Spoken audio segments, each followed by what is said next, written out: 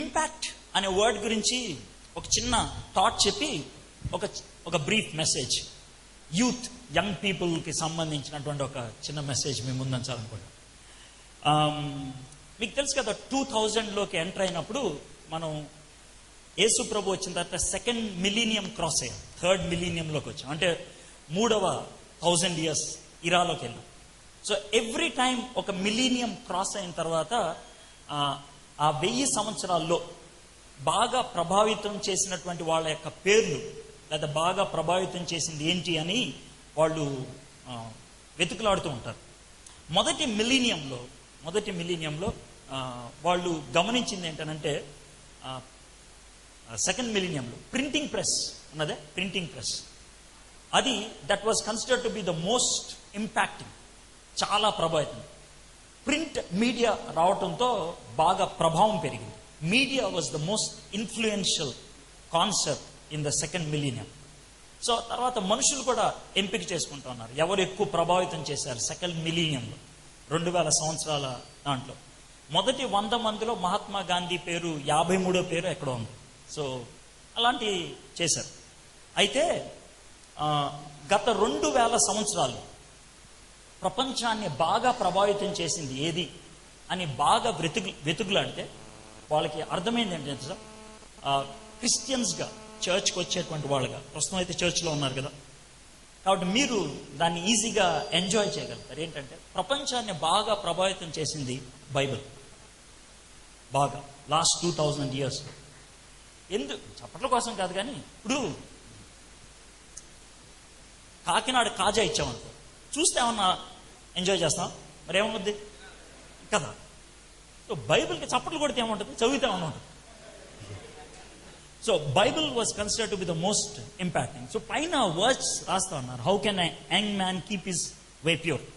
ఒక యవ్వనస్తుడు తన జీవితాన్ని పవిత్రంగా ఉంచుకోవాలంటే ఒకే ఒక మార్గం, ఏంటది?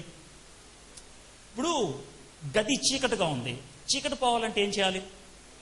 లైట్ వేయాలి. అది మీకు తెలుసు కదా, లైట్ వేయాలని తెలుసు, కరెంట్ ఉందని తెలుసు, స్విచ్ ఎక్కడుందో కూడా తెలుసు. చీకటి గదిలో కూర్చుంటే మిమ్మల్ని ఏమంటారు కదా ఏమంటారు? మళ్ళీ చెప్పు, పిచ్చోడు కదా. సో ఈ వచనం మీకు తెలుసు, మీ జీవితం పవిత్రంగా ఉంచుకోవాలి, మీ లైఫ్ బాగుండాలంటే బైబిల్ చదవాలి అనే విషయం తెలుసు. బైబిల్ ఉందా లేదగా మీ దగ్గర? ఉంది. బైబిల్ ఉంది, చదవాలని తెలుసు. చదవకపోతే ఏమంటాడు కదా. కొన్ని ఓపెన్ చేస్తే కానీ పనిచేయదు. ఇప్పుడు గొడుగు ఉందనుకో, ఓపెన్ చేస్తే కానీ పనిచేయదు. వర్షం వస్తున్నప్పుడు జోరుగా ఎవడన్నా ముసలోడు వర్షంలో నడుచుకుంటూ వెళ్తుంటే జాలేస్తుంది, అరే తడుస్తున్నాడు రా. వాడు సంకలో మడిచిపెట్టిన గొడుగుంటే కదా. సేమ్ వే ఇప్పుడు మీ లైఫ్ పాడైపోయిందనుకో, అరే ఆడు పాడైపోయాడురా అని బాధ వేసింది అనుకోండి, ఓకే. కానీ వాడు సంకలో బైబిల్ ఉంటే సేమ్, వాడి ఇంట్లో బైబిల్ ఉంటే సేమ్. నేను పొద్దున్న ఈ గెస్ట్ హౌస్లో ఉన్నాను కదా, నాకు పొద్దున్న బాత్రూంలోకి వెళ్ళంగానే సింతాల్ స్ట్రాంగ్ గోద్రేజ్ సబ్బు పెట్టారు, గ్రీన్ కవర్, చాలా బ్యూటిఫుల్గా ఉంది. దాన్ని ఓపెన్ చేయడానికి బాధ అనిపించింది, చక్కగా ఉంది. ఓపెన్ చేసి నేను ఒక్కసారే మొహం కడుక్కుంటా, ఒక్కసారే. దానికోసం ఈ కొత్త సబ్బు ఓపెన్ చేయాలా అని ఆలోచిస్తా ఉన్నా. ఓపెన్ చేయకపోతే ఏమైండేది? కంపు కొట్టుండేవాడిని మీకు కదా. సో సబ్బు పని చేయాలంటే కాగితం తీసి ఒంటికి రాసుకోవాలి, బైబిల్ పని చేయాలంటే ఓపెన్ చేసి జీవితానికి ఆపాదించుకోవాలి. That's all. If it doesn't happen, అది జరగకపోతే కనుక it's of no use. Bible గురించి క్విక్ స్నిప్పెట్స్ ఇస్తాను. బైబిల్ చాలా ఇంపాక్టింగ్ బుక్ ఎందుకు అయింది అని అంటానికి, ప్రపంచంలో ఏ బుక్కి లేనటువంటి వాల్యూ, ఏ బుక్కి లేనటువంటి క్యారెక్టర్ బైబిల్కి ఉంది. ప్రపంచంలో ఏ బుక్ అయినా సరే ఒక వ్యక్తి పుట్టి చచ్చిపోయే లోపల ముగిచ్చేశారు, ఒక వ్యక్తి పుట్టి చచ్చిపోయే లోపల. కానీ బైబిల్ అలాది కాదు. బైబిల్ మొట్టమొదటి పుస్తకాన్ని క్రీస్తు పూర్వం 1500లో స్టార్ట్ చేస్తే చివరి పుస్తకం క్రీస్తు తర్వాత 100లో ముగిచ్చారు. అంటే 1600 సంవత్సరాలు పట్టింది. 40 తరాలు, 40 generations, 40 తరాలు వాళ్ళు రాశారు. ఈ 40 తరాల వాళ్ళు, 40 గ్రంథకర్తలు 66 పుస్తకాలు రాస్తే ఒకళ్ళకి సంబంధం లేకుండా ఒకళ్ళు రాసినప్పుడు కూడా అది ఒకే మీనింగ్ ఇచ్చింది. ఇప్పుడు మీరు కెమిస్ట్రీ బుక్కో లేకపోతే జాగ్రఫీ బుక్కో మ్యాథమెటిక్స్ బుక్కో కొంటారు, text book. Mathematics text book చూడండి, పైన ఆథర్స్ పేర్లు ఉంటాయి, 3, 4, 5. ఆ 5 కూడా మ్యాథమెటిక్స్లో ప్రొఫెసర్లో లెక్చరర్లో అయిన ఉంటారు. ఒక మ్యాథమెటిక్స్ వాడు, ఒక తెలుగోడు, ఒక కెమిస్ట్రీ వాడు, ఒక ఫిజిక్స్ వాడు కలిపి రాస్తే అది పుస్తకం అవ్వదు, గందరగోళం అవుతుంది. కానీ బైబిల్ అలా కాదు, ఒక్కొక్కళ్ళు ఒక ఏరియా నుంచి రాశారు. But still it was amazing. Okay, మీకు ఇంట్రెస్టింగ్గా ఉండడానికి అడుగుతున్నాను. బైబిల్ రాసిన వాళ్ళు ఒకళ్ళిద్దరు పేర్లు చెప్పండి. మోషే, గుడ్. మోషే గురించి బ్రీఫ్ ఇంట్రడక్షన్ ఇస్తానే. సో మోషే గురించి మీకు అర్థమవుతుంది. మోషే కాంట్రాస్ట్ కూడా ఒకరిని పెడతాను. ఓకే, మీరు ఒక టైటిల్ ఇచ్చారు కదా మోషే. మోషే number 1, he's a structural engineer.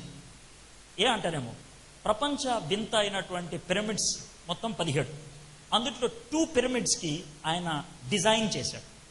Pyramid అనేది నేల మీద నుంచి 1673 అడుగులు, 583 మీటర్లు ఎత్తుంటుంది. ఓకే, సో అంటే రఫ్గా చెప్పాలంటే 15 అంతస్తుల బిల్డింగ్, అంతెత్తు బిల్డింగ్ని ఆయన డిజైన్ చేశాడు ఇప్పటికి 3000 సంవత్సరాల క్రితం. అయితే దాంట్లో గ్రేటెస్ట్ థింగ్ ఏంటి తెలుసా, టాప్ మోస్ట్ పాయింట్ ఉంటుంది, త్రిభుజాకారంలో టాప్ మోస్ట్ పాయింట్ పైన, అతి పైన ఉండేది 2 టన్నులు బరువు కలిగినటువంటి ఒక రాయి. 2, అది స్లిడ్ అవ్వకుండా ఉండడానికి పైన రాయి పెడతారు. అంటే ఎటువంటి టెక్నాలజీ లేనప్పుడు 15 అంతస్తుల పైకి 2 టన్నులు కలిగిన రాయిని ఎలా తీసుకెళ్లారు ఇప్పటికీ ఎవరికి తెలియదు. Nobody knows. అందుకనే దాన్ని వింత అని అన్నారు. అలాంటి వింతల్లో 2 వింతలు ఆయన కారకుడయ్యారు. భూకంపం వచ్చిన పిరమిడ్ ఏమవుతుంది, ఎందుకంటే దాని డిజైన్ అలా ఉంటుంది. తుఫాను వచ్చినా ఏమవుతుంది, ఎందుకంటే దాని డిజైన్ అలాంటిది. 3500 సంవత్సరాలైంది, చెక్కు చెదరలేదు ఇప్పటికీ. So he's a structural engineer. రెండోది, మోషేకి కిక్ బాక్సింగ్ బాగొచ్చు. మీరు సరిగ్గా విన్నారో లేదు, ఏమన్నా చెప్పండి నాకు. అది కిక్ బాక్సింగ్ మీకు ఎలా తెలుసు అండి అంటారు. మీరు నిర్గమాకాండం 2వ అధ్యాయం చూస్తే అర్థమవుతుంది. ఒక్క షాట్తో మనోడిని లేపేశాడు, అవతలని చంపేశాడు లేదా. 2వ షాట్లోకి వెళ్ళదు, ఒక్క షాట్లో లేచిపోయాడు, కిక్ మనలేదాడు, చచ్చిపోయాడు, single shot. So he is a great fighter. Okay, so Moses is a builder, fighter. మోషే civil engineer, town planning officer అంటారే అది. దీన్ని కో కెనడా అని అన్నారు కదా, ఇదే కదా కో కెనడా. The city was planned similar to Toronto, అందుకని కో కెనడా అన్నారు. కెనడాలో ఉండేటువంటి ఒక సిటీ సీషోర్లో ఉంటుంది, దానికి అనుబంధంగా దీన్ని తయారు చేశారు, కో కెనడా. సో దీన్ని డిజైన్ చేసినటువంటి అప్పట్లో ఇంజనీర్స్ ఆ కెనడియన్ స్టైల్లో సిటీని ప్లాన్ చేశారు. సో అది డిజైన్. అలాగా మోషే 2 సిటీస్ని ప్లాన్ చేశాడు. ఒకటి రామసిస్, రెండోది Pithom. 2 cities. Is a planner. మూడోది, మీలో ఎవరైనా MBA చదివేవాళ్ళు ఉన్నారా? MBA ఒక్కడు కూడా లేదా? వేస్ట్గా లేదా? ఒక్కడు కూడా లేడా? కూల్. MBAలో ఒక సబ్జెక్ట్ ఉంటుంది, దాన్ని ప్రిన్సిపల్స్ ఆఫ్ మేనేజ్మెంట్ అంటారు. దాంట్లో 5th చాప్టర్ నేను చదువుకునేప్పుడు, మరి ఇప్పుడు అది ఎన్నో చాప్టర్ తెలియదు, 5th చాప్టర్ని డీసెంట్రలైజేషన్ అంటారు, వికేంద్రీకరణ. ఆ డీసెంట్రలైజేషన్ చాప్టర్లో ఫస్ట్ థీరం, ఫస్ట్ ప్రిన్సిపల్ని జిత్రో ప్రిన్సిపల్ అంటారు. JETHRO, జిత్రో. ఈ ప్రిన్సిపల్ ఎక్కడి నుంచి వచ్చిందో తెలుసా? స్ట్రైట్ బైబిల్లోంచి వచ్చింది. జిత్రో అంటే ఎవరో కాదు, మోజెస్ వాళ్ళ మామ. ఆయన ఆ ప్రిన్సిపల్ని స్టార్ట్ చేస్తే మొట్టమొదటిసారిగా ఆ ప్రిన్సిపల్ని ఎగ్జిక్యూట్ చేశాడు Moses. So Moses is called the father of management. So he's a manager, builder, engineer, fighter. అవునా కదా? ప్రపంచంలో ఏ లా, ఏ ధర్మశాస్త్రాన్ని చూసినా దాని యొక్క కేంద్రం ఎక్కడో తెలుసా? మొజాయిక్ లా, మోషే ఇచ్చిన ధర్మశాస్త్రం. So he is the law giver to the whole world. ప్రపంచానికి నియమాలు ఇచ్చింది ఆయన. అంత గొప్పోడు, 5 పుస్తకాలు రాశాడు. సో కాబట్టి అంత తెలివి కలిగిన వాడు, అంత జ్ఞానం కలిగిన వాడు బైబిల్ రాశాడంటే బాగానే ఉంటుంది. అయితే ఆయన పక్కనే ఇంకొక ఆయన కూడా రాశాడు. ఆయనకి కాంట్రాస్ట్ చూపించాలంటే ఆమోస్. ఆమోస్ ఏం పని చేసేవాడు తెలుసా? ఎవరన్నా ఊహించి చెప్పగలరా? ఆయనకి ఆ పేరు కంటే బైబిల్లోనే ఒక పేరు పెట్టారు. ఆయన తట్టలు మోసేవాడు. తట్టలు. కూలివాడు. ఒక కూలివాడు ఇంజనీరు కలిపి పుస్తకాలు రాస్తే ఆ 2 పుస్తకాలకి ఒకే వాల్యూ ఇచ్చావంటే చూసుకో ఎలా ఉంటుంది. You give same kind of value. ఆమోసు ప్రవచనం చదువుతుంటే ఇది దేవుని వాక్యం అంటాం. ఆది కాండం చదువుతుంటే ఇది దేవుని వాక్యం అంటాం. ఇద్దరు 2 కాంట్రాస్ట్ సిచ్యువేషన్స్. ఓకే, ఒక బాగుంది. ఇంకొక పేరు ఏమైనా చెప్తారు ఓల్డ్ టెస్ట్మెంట్ లో బైబిల్ రాసిన వాళ్ళ పేర్లు? డేవిడ్. సూపర్. డేవిడ్ గురించి ఆలోచిద్దాం. డేవిడ్ బేసిక్గా గొర్రెలు కాసుకునేవాడు, గొల్లోడు. డేవిడ్ కనుక మన ఆంధ్ర రాష్ట్రంలో ఉంటే కనుక డేవిడ్ గౌడ అని పిలిచిండేవాడు. అదేగా. ఒకవేళ కర్ణాటకలో ఉంటే దేవేగౌడ అని ఉండేవాడేమో, నాకు తెలియదు. బేసిక్గా గౌడ కమ్యూనిటీకి చెందినవాడు. ఆయన గొర్రెలు కాసుకునేవాడు, పాలు పితికేవాడు, ఇంతే. మనోడికి డేవిడ్కి తెలిసిందల్లా కూడా ఏ గొర్రె ఎప్పుడు ఎంతది, ఏ గొర్రె ఎక్కడ పడుకుంటుంది, ఏ గొర్రెకి ఏ గడ్డి కావాలి, ఏ గొర్రె ఎంతసేపు నడుస్తుంది. సో గొర్రెల్లో మనోడికి గొర్రెలు పెంచడంలో ఆయన దిట్ట. ఆయన్ని దేవుడు రాజు చేశాడు. దట్ ఈస్ వన్ గొప్ప విషయం. రాజు చేయడం పెద్ద గొప్ప ఏం కాదులే. మన ఆంధ్ర రాష్ట్రానికి ఒక చీఫ్ మినిస్టర్ ఉండేవాడు. మీరు అప్పటికి పుట్టారు లేదో తెలియదు కానీ, అంజయ్య అని. ఆయన మీద విపరీతమైన జోకులు ఉండే, విపరీతమైన జోకు. ఒకసారి ఆయన్ని ఒక కారు వాడు తీసుకెళ్తున్నాడంట, స్లో చేశాడంట. స్లో చేస్తే ఎరా ఎందుకు స్లో చేసామంటే స్పీడ్ బ్రేక్ ఉందన్నాడంట. హార్న్ కొట్టి వెళ్ళిపోరా అన్నాడంట. అంత పిచ్చోడు అనమాట ఆయన.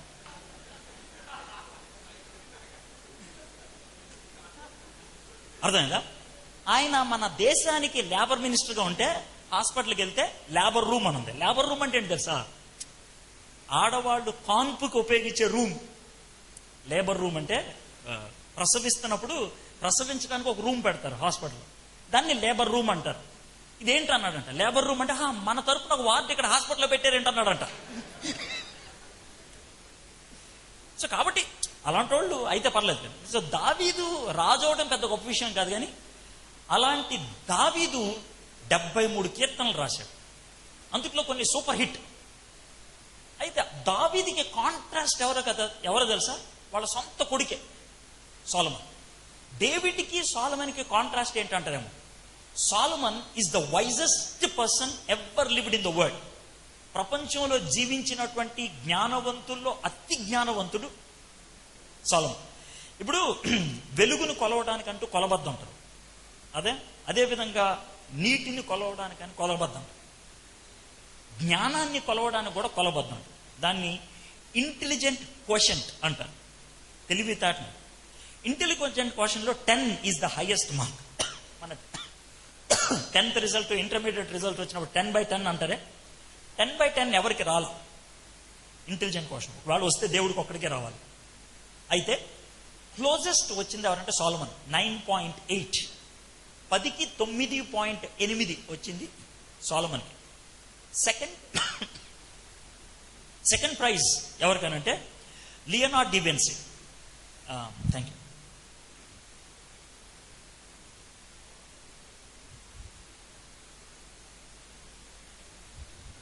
షూటింగ్ నుంచి వస్తున్నా, 10 ఎపిసోడ్లు నేను చేశాను కాబట్టి కొంచెం దగ్గు వస్తుంది. పొద్దు నుంచి సాయంకాలం దాకా వాగుతూనే ఉన్నాను. So my throat is very pain.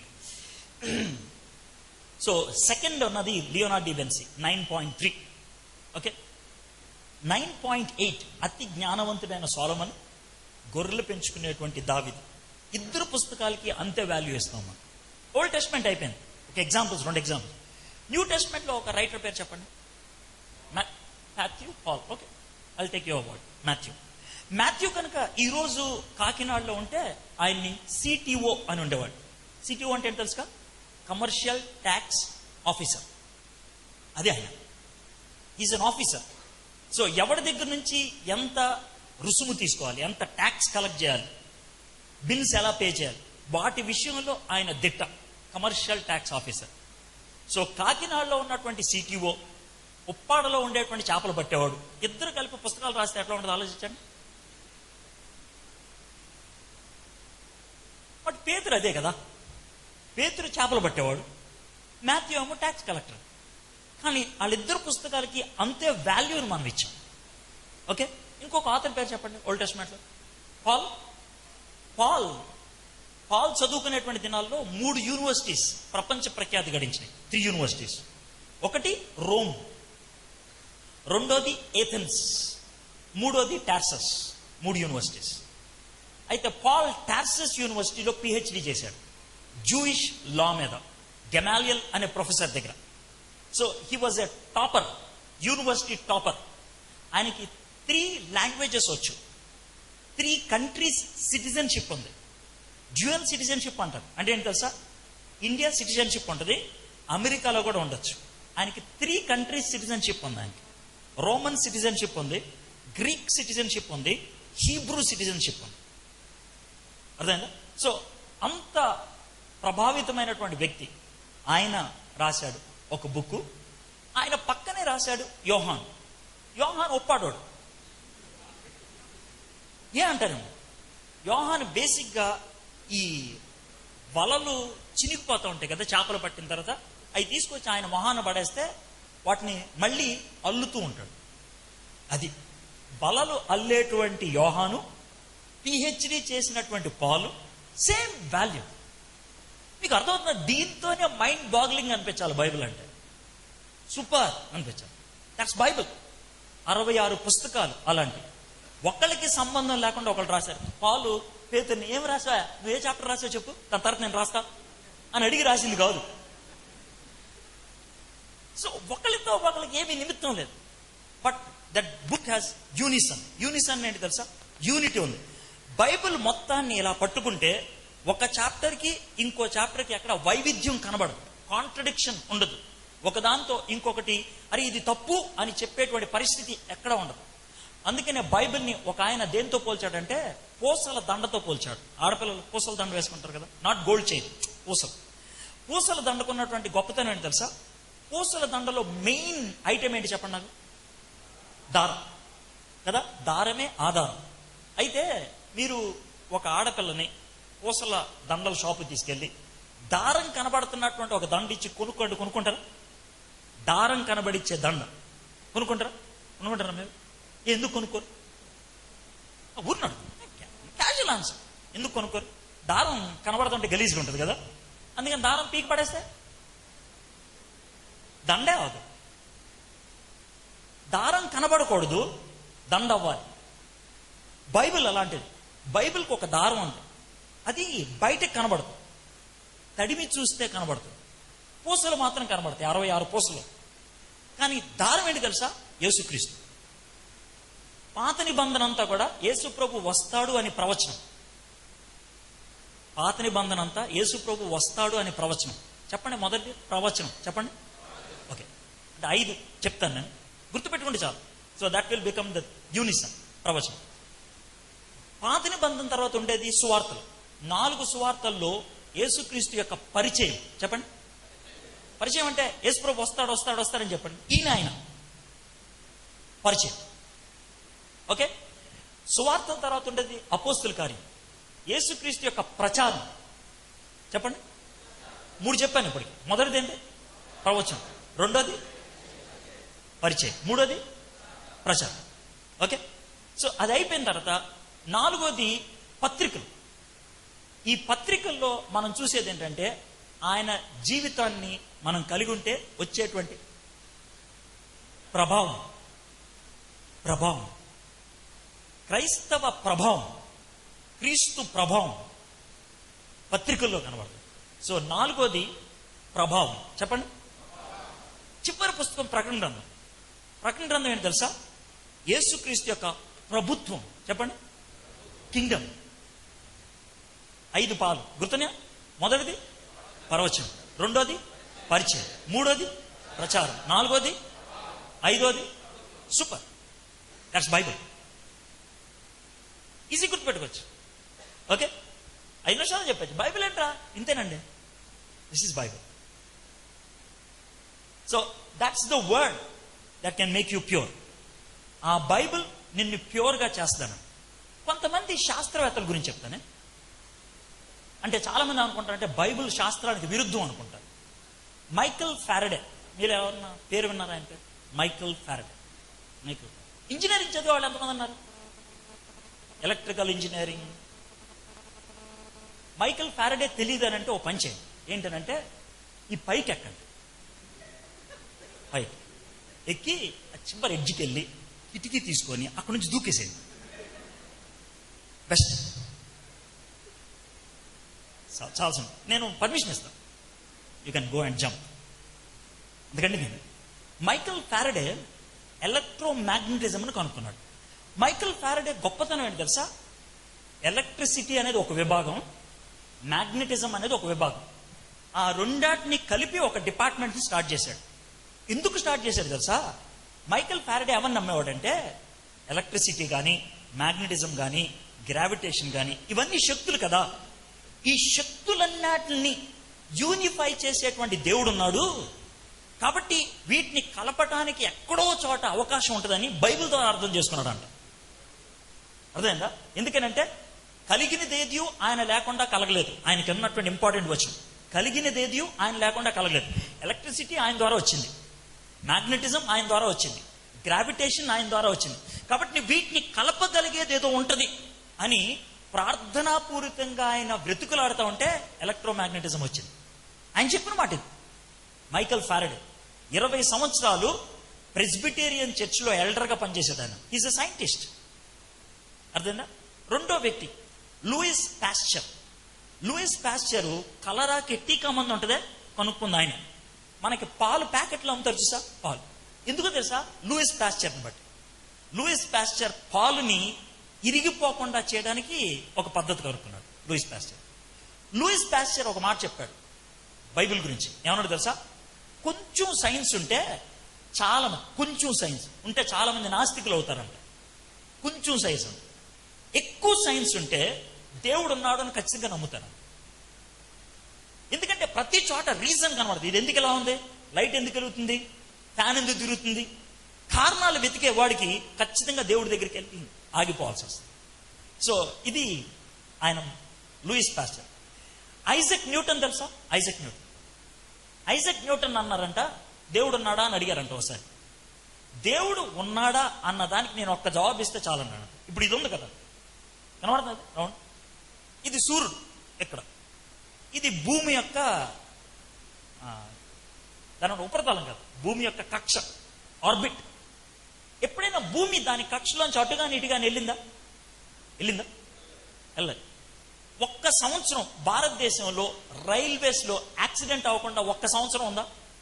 లేదు. ఒక్క సంవత్సరం ఉంది. ప్రతి సంవత్సరం కనీసం ఒక్క యాక్సిడెంట్ అయినా ఉంటుంది, అంటే రైలు పట్టాలు తప్పడం. కానీ భూమి ఇన్ని సంవత్సరాల్లో పట్టాలు తప్పలా ఒక్కసారి కూడా. ఆయన ఎగ్జాంపుల్ తీసి ఒక్కసారి కూడా పట్టా తప్పలేదు.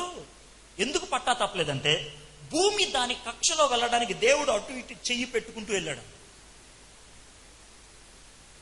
ఆ యొక్క మైండ్ అది అంటాడని, దేవుడు ఆ విధంగా చెయ్యి పెట్టకపోతే భూమి అటో ఇటో వెళ్ళేదంట. ఇది భూమి అటో ఇటో వెళ్తే ఏమవుతుంది ఒక్కసారి మీకు.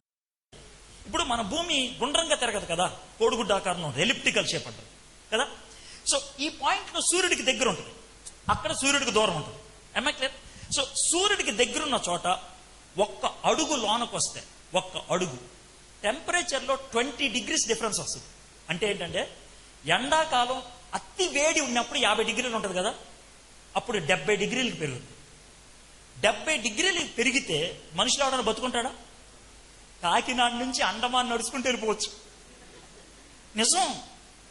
సముద్రంలో చుక్క నీరు ఉండదు, అంత ఆవిరైపోద్ది. అండమాన్ అంటే ఇట్లా వెళ్ళిపోండి సార్ అంటారు. అది కూడా 37 నిమిషాల్లో అయిపోద్ది. 37 minutes the whole water will get evaporated. 37 minutes. సరే, భూమి ఇక్కడ ఉన్నప్పుడు అంటే ఏంటి? సూర్యుడికి చాలా దూరం ఉన్నప్పుడు ఒక్క అడుగు బయటికి వెళ్ళింది అనుకో, ఒక్క అడుగు బయటికి వెళ్తే 20 degrees డిఫరెన్స్ వస్తుంది. 1 foot 20 degrees. 20 degrees అంటే చలికాలంలో ఒకవేళ 0 degrees ఉందనుకోండి, మనం ఫ్రిడ్జ్ లో ఉన్నట్లు ఉంటాం. -20 degrees అయితే ఐస్ క్రీమ్ షాప్ లో ఉన్నట్లు ఉంటుంది. నీళ్లు పోసుకొని తాగుదామంటే నీళ్లు ఉండవు, అప్పుడు కూడా కాకినాడ నుంచి అండమాన్ నడుచుకుంటూ వెళ్ళిపోవచ్చు. ఎలాగా? ఐస్ మీద. దీనికి పట్టేది 4 నిమిషాలు, 4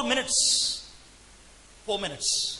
దాన్ని చూసి ఐజక్ న్యూటన్ అంటాడు, బా, దేవుడు లేకపోతే ఇది అసాధ్యం అని అంటాడు. ఈ విధంగా శాస్త్రవేత్తలు కొంతమంది పేర్లు మీకు చెప్పాను.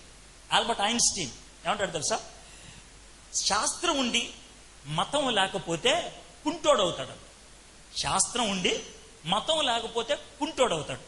Science without religion will make you lame.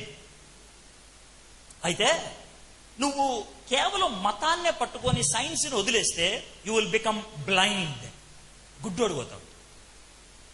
So గుడ్డితనం లేకుండా, కుంటితనం లేకుండా ఉండాలంటే సైన్స్ ఉండాలి, మతం ఉండాలి, అంటే దేవుడు ఉండాలి. దేవుడిని బట్టి సైన్స్ వచ్చింది, దేవుడిని బట్టి బైబిల్ వచ్చింది. సో ఇది ఆల్బర్ట్ ఐన్స్టీన్ అన్నాడు.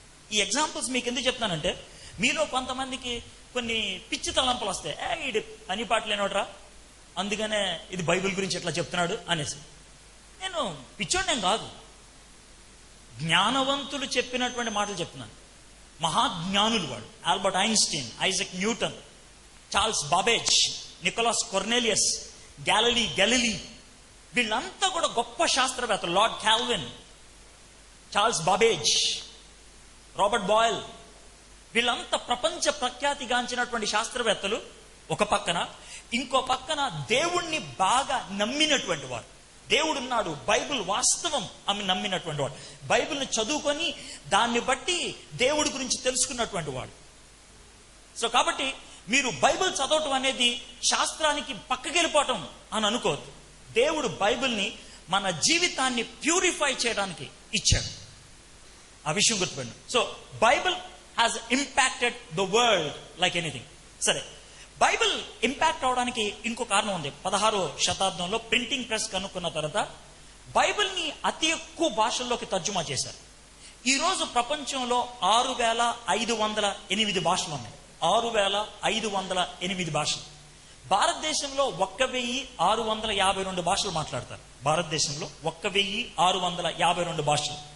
అయితే ఇన్ని భాషల్లో బైబిల్ని పరిపూర్ణంగా తర్జుమా చేసింది 1,200 భాషలు. బైబిల్ని పరిపూర్ణంగా తర్జుమా చేసింది 1,200 భాషలు. నెంబర్ 1 పుస్తకం బైబిల్, 1,200 భాషలు. నెంబర్ 2 ఏంటి తెలుసా? నెంబర్ 2 దాస్ క్యాపిటల్ అంటారు. కమ్యూనిజం యొక్క బుక్ ఉంటుందే, అది ఎన్ని భాషల్లో తెలుసా? 422 భాషల్లోకి. 422 భాషల్లోకి దాస్ క్యాపిటల్ ని తర్జుమా చేస్తే 1,200 భాషల్లోకి బైబిల్ని తర్జుమా చేశారు. Number 1 position. బైబిల్లో కనీసం ఒక పుస్తకం అయినా, అంటే ఒక పుస్తకం అంటే యోహాను సువార్త అలాంటి ఒక పుస్తకాన్నైనా 3,220 భాషల్లోకి తర్జుమా చేశారు. 3,220 భాషల్లోకి. ప్రపంచంలో ఒక సెంటెన్స్ అతి ఎక్కువ భాషల్లోకి తర్జుమా చేసింది యోహాను సువార్త 3వ అధ్యాయం 16వ వచనం.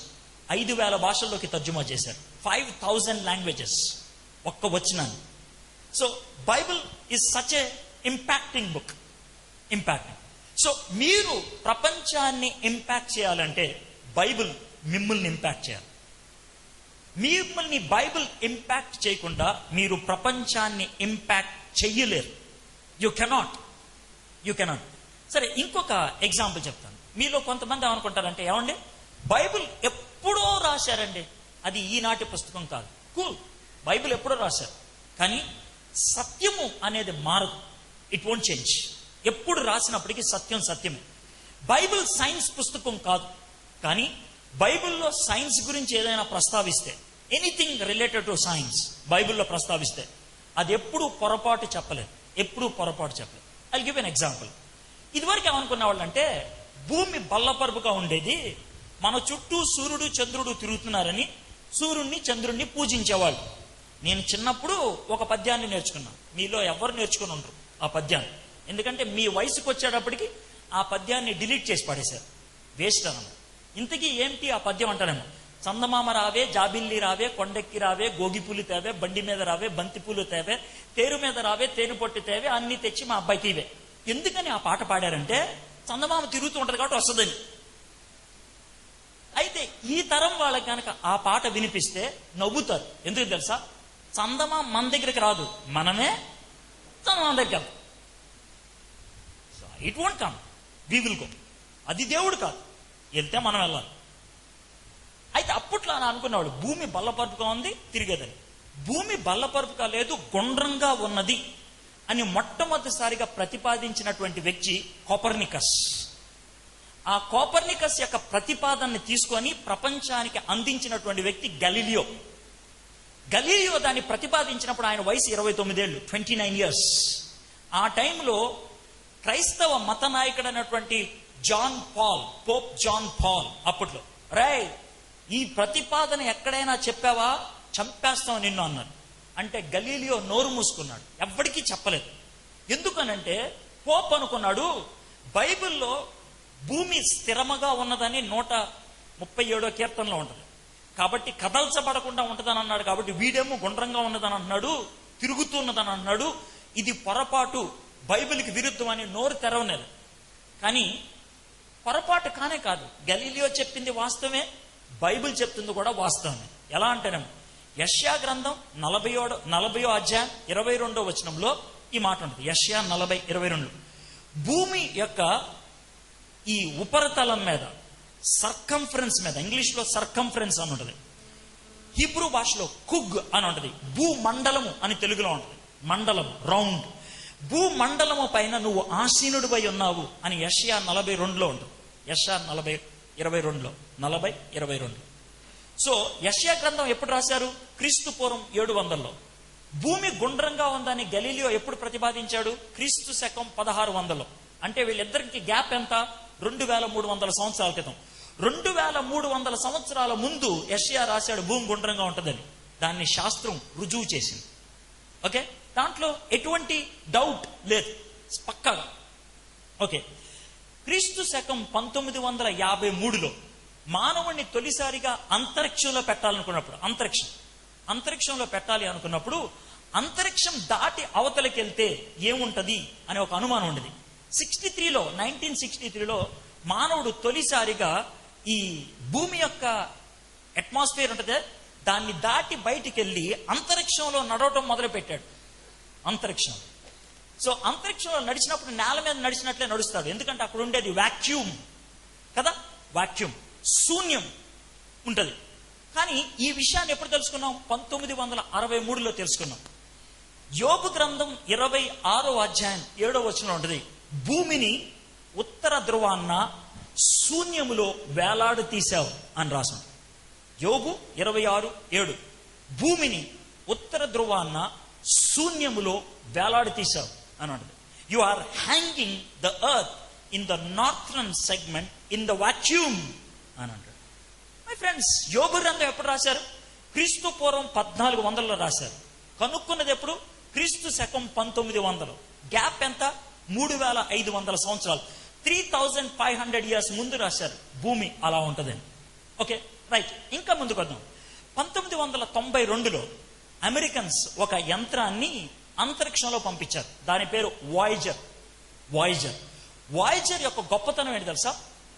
వాయేజర్ని సూర్య కుటుంబం దాటి వెళ్ళగలిగేటువంటి స్థితిగతులు దాంట్లో పెట్టారు. అయితే 1998లో, అంటే అది మొదలు పెట్టిన 7వ సంవత్సరం, 92లో వెళ్ళింది, 98లో 7వ సంవత్సరం సూర్య కుటుంబాన్ని దాటి బయటికి వెళ్ళింది. సూర్య కుటుంబాన్ని అంటే 9 గ్రహాలు దాటి బయటికి వెళ్ళింది. మానవుడు తయారు చేసిన ఒక యంత్రం సూర్య కుటుంబాన్ని దాటి బయటికి వెళ్ళింది వాయేజర్. ఫస్ట్ టైం చూసింది వాయేజర్ సూర్య కుటుంబం దాటి బయటికి వెళ్ళిన తర్వాత అక్కడి నుంచి ఫొటోస్ తీసి కిందకు పంపించింది. అది పంపించిన తొలి ఫోటో మానవుడికి టెన్షన్ పుట్టుకొచ్చింది. ఏంటా టెన్షన్ అంటే తెలుసా? మనకి 1998 దాకా తెలిసిన విషయం ఒకటే, సూర్యుడు ఉన్నాడు, సూర్యుడు చుట్టూ 9 గ్రహాలు తిరుగుతున్నాయి, అందుట్లో ఒకటి భూమి చుట్టూ ఎవరు తిరుగుతున్నాడు? చంద్రుడు. అది మనకు తెలుసు. కానీ 1998లో ఒక వాస్తవం బయటపడింది. ఏంటి తెలుసా? సూర్యుడు చుట్టూ మనం తిరుగుతున్నాం, మన చుట్టూ చంద్రుడు తిరుగుతున్నాడు, సూర్యుడు బ్లాక్ హోల్ చుట్టూ తిరుగుతున్నాడు. సూర్యుడు నిలకడగా ఉండేవాడు కాదు, ఆయన కూడా తిరుగుతున్నాడు.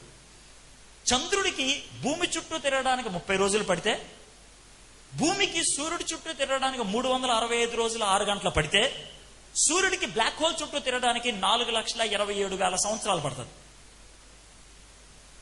4,27,000 years ఒక్క సర్కిల్ పూర్తవడానికి.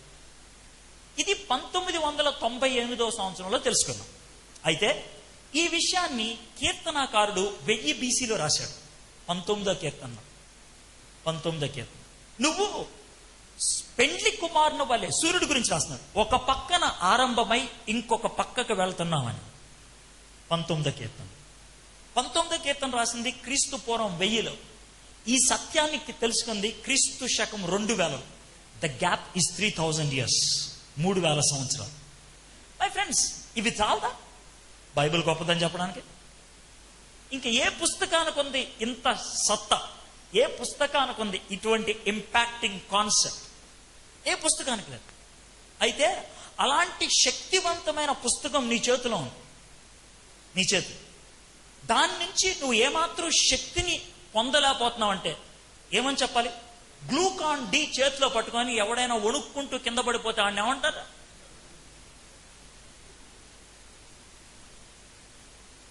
మీ చేతుల్లో బైబిల్ పెట్టుకొని మీరు శారీరకంగా బాగా ఉండొచ్చు, ఆత్మీయంగా సన్నగిల్లిపోతున్నట్లయితే మీ గురించి కూడా నేను అట్లాంటి మాటే చెప్పాలి. So that is the power house. అది శక్తిని ఇచ్చేదిగా ఉంటాం. సో ఆ బైబిల్ని చదివితే మన జీవితం బాగుపడుతుంది. It will impact you first and then it will make you an impact to others. Okay, సరిపోద్దా బైబిల్ గురించి ఇంట్రడక్షన్? సూపర్ కదా. ఇప్పుడు దాకా నేను ఇంట్రడక్షన్ మాట్లాడింది. నా ఇంట్రడక్షన్ ఎక్కువ ఉంటుంది, మెసేజ్ మాత్రం చాలా చిన్నగా ఉంటుంది. Okay, small message. సో ఇలాంటి బైబిల్ని తమ జీవితం ప్రభావితం చేయటం బట్టి వాళ్ళు ఒక దేశాన్ని ఎలాగ ప్రభావితం చేశారో ఒక గ్రూప్ ఆఫ్ యంగ్ పీపుల్ని మీ ముందు పెట్టాలనుకుంటున్నాను. Okay, group of young people. వాళ్ళు చాలా చిన్నోళ్ళు, యంగ్ పీపుల్. మీకు యంగ్ పీపుల్ గురించి ఎందుకు చెప్తున్నానంటే, ఒక ముసలోడు చేసిన పనిని యంగ్ పీపుల్ చెప్తే ఆడు ముసలాడు సార్ ఆడు చేశారు అనొచ్చు. కానీ వీళ్ళు ముసలోడు కాదు, యంగ్ పీపుల్. వీళ్ళు 15 సంవత్సరాల కుర్రోడు. వాళ్ళు పైగా కౌంటర్ కల్చర్లో ఉన్నారు. కౌంటర్ కల్చర్ ఏంటి తెలుసా? భిన్న సంస్కృతిలో ఉన్నారు. వాళ్ళ చుట్టూ ఉన్నటువంటి పరిస్థితులు అంత మంచిగా. గొప్ప డ్రైవరు ఖాళీ రోడ్డు మీద 150 కిలోమీటర్ స్పీడ్లో వెళ్తాం కాదు. గొప్ప డ్రైవరు కాకినాడ భానుగుడి సెంటర్లో ఎవరిని గుద్దకుండా 30 కిలోమీటర్ స్పీడ్లో వెళ్తాం. ఏమంటారు? కరెక్టేనా? సో ట్రాఫిక్ ఉన్నప్పుడు, చాలా క్లిష్టమైనటువంటి పరిస్థితులు ఉన్నప్పుడు, ఎవరికి ఇబ్బందికరం కాకుండా డ్రైవ్ చేయగలిగితే వాడు గొప్పడు. ఈ కుర్రోళ్ళు వాళ్ళకి ప్రతికూల పరిస్థితుల్లో ఉన్నారు. నేను ఎందుకని ప్రతికూల పరిస్థితుల గురించి ఇప్పుడు చెప్తున్నానంటే, మనం ఉన్నటువంటి సంస్కృతి రానున్న దినాల్లో అలాంటి ప్రతికూల పరిస్థితే రాబోతుంది. అప్పట్లో వాళ్ళ ఎదుర్కొన్నటువంటి రాజు పేరు నెబుకద్నెజర్. నెబుకద్నెజర్ బబులోన్కి రాజు. నెబుకద్నెజర్ తను చాలా ఈగోయిస్ట్ అంటే తెలుసా? అహం కలిగిన వాడు. తన గొప్పతనాన్ని ప్రపంచానికి చూపించాలి అనేటువంటి తత్వం కలిగిన వాడు, ఈగోయిస్ట్. అర్థమైందా? తాను తన యొక్క గొప్పతనాన్ని చూపించుకోవడానికి 90 అడుగులు ఎత్తు కలిగినటువంటి బంగారు బొమ్మను తయారు చేసి వరల్డ్కి సెంటర్లో పెట్టాడు. 3 ఖండాలని పరిపాలించాడు ఆయన. ఓ పక్కన ఆసియా, ఓ పక్కన యూరప్, ఇంకో పక్కన ఆఫ్రికా. ఈ 3 ఖండాలు కలిసేటువంటి మధ్య ఆసియాలో దూరా అనేటువంటి మైదానంలో 90 అడుగులు ఎత్తు కలిగినటువంటి బొమ్మను తయారు చేశాడు. తన యొక్క సిద్ధాంతం ప్రపంచం అంతటికి బోధించాలని యూనిఫామ్ సబ్జెక్ట్ పెట్టాడు. ఎప్పుడైనా సరే ఇదే సబ్జెక్ట్ చదవాలి. యూనిఫామ్ లాంగ్వేజ్ పెట్టాడు. ఎవడైనా సరే ఈ లాంగ్వేజ్ని. యూనిఫామ్ రిలీజియన్ పెట్టాడు. ఎవడైనా సరే ఈ మతాన్ని కలిగి ఉండాలి. That is Nebuchadnezzar. ఆయన ఎంత ఖచ్చితంగా చేశాడంటే, ఆ విధంగా ఫాలో అవ్వకపోతే మిమ్మల్ని చంపేస్తాను అని అన్నాడు. అది నెబుకద్నెజర్. కానీ గొప్ప రాజు. ఎందుకంటే పబ్లిక్లో డెవలప్మెంట్ చూపించింది ఆయనే. అద్భుతమైనటువంటి development. Hanging gardens of Babylon కట్టించింది ఆయన. ప్రపంచ వింతల్లో 3వ వింత ఏంటి తెలుసా? గాల్లో చెట్లు మొలిపించాడు ఆయన. గాల్లో చెట్లు మొలిపించి గార్డెన్ కిందకి వేలాడేటట్లు చేశాడు. అంత గొప్ప దిట్ట నెబుకద్నెజర్. అయితే ఆయన గురించి ఇప్పుడు ఎందుకు చెప్తున్నానంటే, ఇప్పుడు మన ప్రధానమంత్రి అయినటువంటి నరేంద్ర మోడీ నెబుకద్నెజర్కి ఏమీ తీసుకోడు. ఇద్దరు ఒకటే. Nebuchadnezzar egoist, Narendra Modi egoist. ఆత్మాభిమాన్ అంటాడు ఆయన. ఆయన స్వగౌరవం అంటాడు. ఈయన కూడా అనేది ఆత్మాభిమాన్ అంటాడు. నెబుకద్నెజర్ 90 అడుగుల బొమ్మను తయారు చేశాడు. నరేంద్ర మోడీ 182 అడుగుల బొమ్మను తయారు చేయడానికి 2500 కోట్లు సమకూర్చాడు. 2500 crores ఒక బొమ్మను తయారు చేయడానికి. సర్దార్ వల్లభాయ్ పటేల్ ఇలా నుంచొని ఉన్నటువంటి బొమ్మ, గినప బొమ్మ, నేల మీద నుంచి 182 అడుగులంటే 17 అంతస్తుల బిల్డింగ్, అంత పెద్ద బొమ్మను తయారు చేసి పెడదాం అనుకున్నాడు. ఎందుకురా అంత పెద్ద బొమ్మ అంటే, హైందవ ధర్మం ప్రపంచంలో నెంబర్ 1 అవ్వాలని. ప్రపంచానికి మా ధర్మం చూడు ఎంత ఎత్తు ఎదిగిందో అని చూపించడానికి. న్యూయార్క్లో ఉన్నటువంటి లిబర్టీ స్టాచ్యూ కంటే పొడవు, దుబాయ్లో ఉన్నటువంటి బుర్జ్ ఖలీఫా కంటే ఎత్తు. ప్రపంచంలో అంత ఎత్తైన బిల్డింగ్ ఇంకొకటి లేదు. ప్రపంచంలో అంతకంటే ఎత్తైనటువంటి నిర్మాణం లేదు. మేము నెంబర్ 1 అని చూపించుకోవాలనేటువంటి ఆయన ఆశ. నెబుకద్నెజర్కి నరేంద్ర మోడీకి తేడా లేదు. మూడోది, 3 రోజుల క్రితం మన హ్యూమన్ రిసోర్స్ డెవలప్మెంట్ మినిస్టర్ గారు ప్రతిపాదించారు. ఆల్రెడీ అవి ప్లాన్లోకి వచ్చినాయి. నెక్స్ట్ ఇయర్, వచ్చే సంవత్సరం జూన్ నెలలో మనకి ఎడ్యుకేషన్ స్టార్ట్ అవుతుంది కదా. 8వ క్లాసులో వేదాలు ఉంటాయి, ఖచ్చితంగా చదవాల్సిందే. 9, 10 క్లాసుల్లో రామాయణం, మహాభారతం ఉంటుంది, ఖచ్చితంగా చదవాల్సిందే. నేను చదవను అంటే కనుక నువ్వు కూలి పని చేసుకోవాలి, చెత్తకాయతాలు ఎత్తుకోవాలి, ఇక వేరే మార్గం లేదు. సో దాన్ని ప్రవేశపెడుతున్నారు. దానికోసం అనేసి 1,00,000 మంది మరుగున పడిపోయినటువంటి కశ్మీరీ బ్రాహ్మిన్స్ కి కోట్లు ఖర్చు పెట్టి వాళ్ళకి భారతదేశం అంతా కూడా స్ప్రెడ్ అవుట్ చేసి మరుగుడును పడిపోయినటువంటి సంస్కృత భాషను తిరిగి లేవనెత్తడానికి ప్రయత్నం చేస్తున్నారు. ఒక భాష, ఒక మతం, ఒక సిద్ధాంతం. పవన్ కళ్యాణ్ మైక్ పట్టుకొని మాట్లాడినప్పుడు ఆయన ఉపయోగించింది ఒకటే, ఏమన్నా తెలుసా? మా రాజ్యం వస్తే ఒకే మతం, ఒకే రాజ్యం అన్నాడు. నరేంద్ర మోడీకి, నెబుకద్నెజర్కి తేడా లేదు. అయితే నరేంద్ర మోడీ ఇది స్టార్టింగ్ మాత్రమే. ఇంకా రానున్నటువంటి ఆయన 10 ఏళ్ళు ఏరతాడు, డౌట్ లేదు. రెండోసారి కూడా ఆయనే గెలుస్తాడు, డౌట్ లేదు. మొదటిసారి గెలవకముందు నేను చెప్పా గెలుస్తాడని, మళ్ళీ ఇప్పుడు చెప్తున్నా, రెండోసారి కూడా ఆయనే గెలుస్తాడు. 10 ఏళ్ళు ఉంటాడు. 10 ఏళ్ల లోపల డ్రామా ఆడే ప్రతి క్రైస్తవుణ్ణి నలిపి పడేస్తాడు, డౌట్ లేదు. డ్రామా ఆడే ప్రతి క్రైస్తవుని, సత్తా లేనటువంటి ప్రతి క్రైస్తవుణ్ణి నలిపి పడేస్తాడు. అయితే నువ్వు చావడానికి సిద్ధపడే క్రైస్తవుడు అవ్వాలి, లేకపోతే లేదండి జైరాం అనుకుంటే వెళ్ళిపోవాలి. సమస్య లేదు. నరేంద్ర మోడీ ప్రధానమంత్రి అవుతున్నప్పుడు తొలి మాట వచ్చింది పబ్లిక్ లోంచి ఏంటి తెలుసా? జైరాం.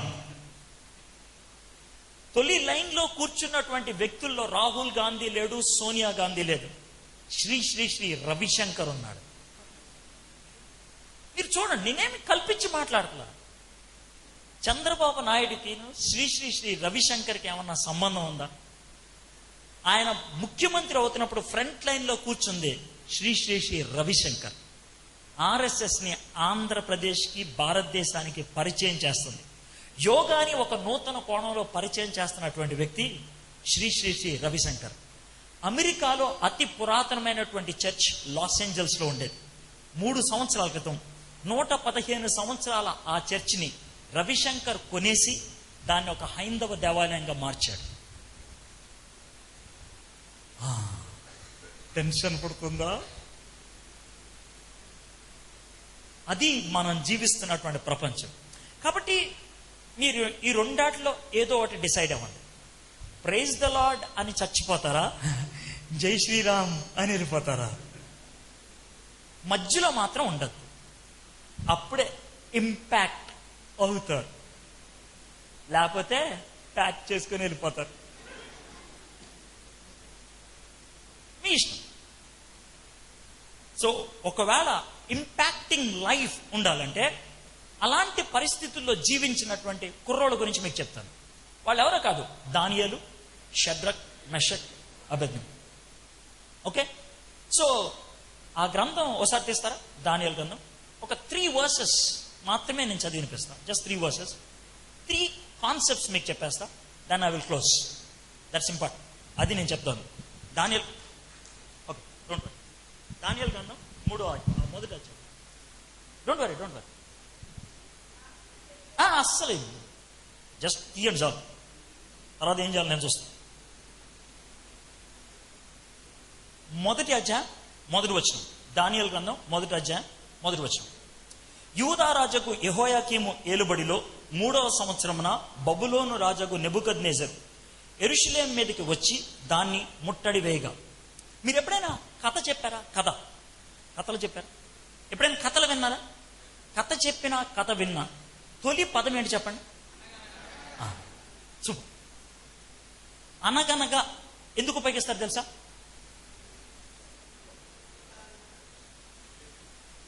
అనగనగా ఒక రోజు అని ఎందుకంటారు తెలుసా? ఆ రోజు ఎప్పుడో మనకు తెలియదు కాబట్టి. అనగనగా ఒక రాజు అని ఎందుకంటారంటే ఆ రాజు ఎవడో మనకు తెలియదు కాబట్టి. అనగనగా ఒక ఊర్లో అంటే ఆ ఊరు మనకు తెలియదు. అనగనగా అంటే సింపుల్గా మన భాషలో నాకు తెలియదు కానీ బైబిల్లో ఎక్కడ కూడా అనగనగా కనబడదు. సో బైబిల్ యొక్క గొప్పతనం, ఇట్స్ హిస్టరీ, చరిత్ర. ఈ ఒక్క వచనం చూడండి, దాంట్లో ఎన్ని కాన్సెప్ట్స్ మీకు కనబడతాయి. యూదా రాజుకు యెహోయాకీము ఏలుబడిలో 3వ సంవత్సరమున బబులోను రాజుకు నెబుకద్నెజరు యెరూషలేము మీదకు వచ్చి దాన్ని ముట్టడి వేయగా. ఎవరు, ఎప్పుడు, ఎక్కడ? 3 వచ్చేసింది. యెహోయాకీము 607 నుంచి 609 నుంచి 607 వరకు రాజుగా ఉన్నాడు. 609 బీసీ నుంచి 607 బీసీ వరకు. ఆయన 3వ సంవత్సరం అంటే 607 బీసీ. ఎక్కడ జరిగింది? యెరూషలేములో. ఎవరు వచ్చారు? యెరూషలేం మీదకి వచ్చాడు నెబుకద్నెజర్ అనేటువంటి రాజు. ఎవరు, ఎప్పుడు, ఎక్కడ? పక్క చరిత్ర నుంచి ఎవడైనా పాఠం నేర్చుకుంటాడు.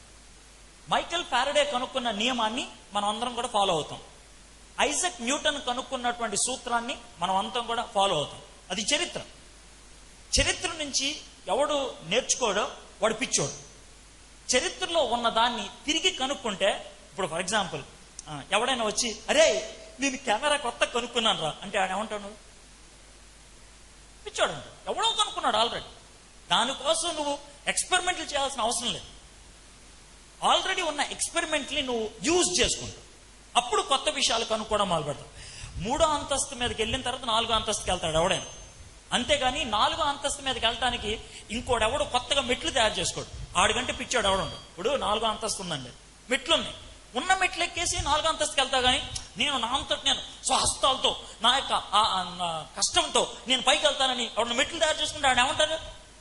పిచ్చోడు అంటారు. There is no need for you to do that. Already తెలుసుకున్నారు. సో బైబిల్లో కొన్ని విషయాలు చెప్పారు. ఆ విషయాల నుంచి మనం నేర్చుకున్నాం. 2వ వచనం. ప్రభు యూదా రాజుకు యెహోయాకీముని దేవుని మందిరములోని శేషించిన ఉపకరణలను ఆ రాజు చేతికి అప్పగించిన గనుక అతడు ఆ వస్తువులను షీనారు దేశములోని తన దేవతాలయమునకు తీసుకుని పోయి తన దేవతాలయపు బొక్కసములో ఉంచింది. ఈ వచనములో నాకు బాగా భయం వేసేటువంటి పదమేడు తెలుసా? పదం చూడండి జాగ్రత్తగా. ప్రభు యూదా రాజుకు యెహోయాకీముని దేవుని మందిరంలోని శేషించిన ఉపకరణలను ఆ రాజు చేతికి అప్పగించిన గనక. ఇప్పుడు యెరూషలేము దేవుని పట్టణం, యూదా రాజు దేవుని రాజు. యూదా రాజుని, యెరూషలేం పట్టణాన్ని దేవుడు కాపాడాలి. ఇప్పుడు ఫర్ ఎగ్జాంపుల్ ఏటీఎం ఉంది సార్, ఇది ఏటీఎం బయట ఎవడుంటాడు? అర్థమైందా? నువ్వు రోడ్డు మీద వెళ్తావంటే బాబు ఇట్రా అన్నాడు. ఏంటంటే డబ్బులు కావాలా? ఎందుకు? ఈ తాళం తీసుకో అంటే ఎలా ఉంటుంది? ఎవడన్నా ఏటీఎం బయట ఉన్నవాడు తాళం ఇచ్చి తీసుకుంటాడా? అంటాం, అవునా కదా?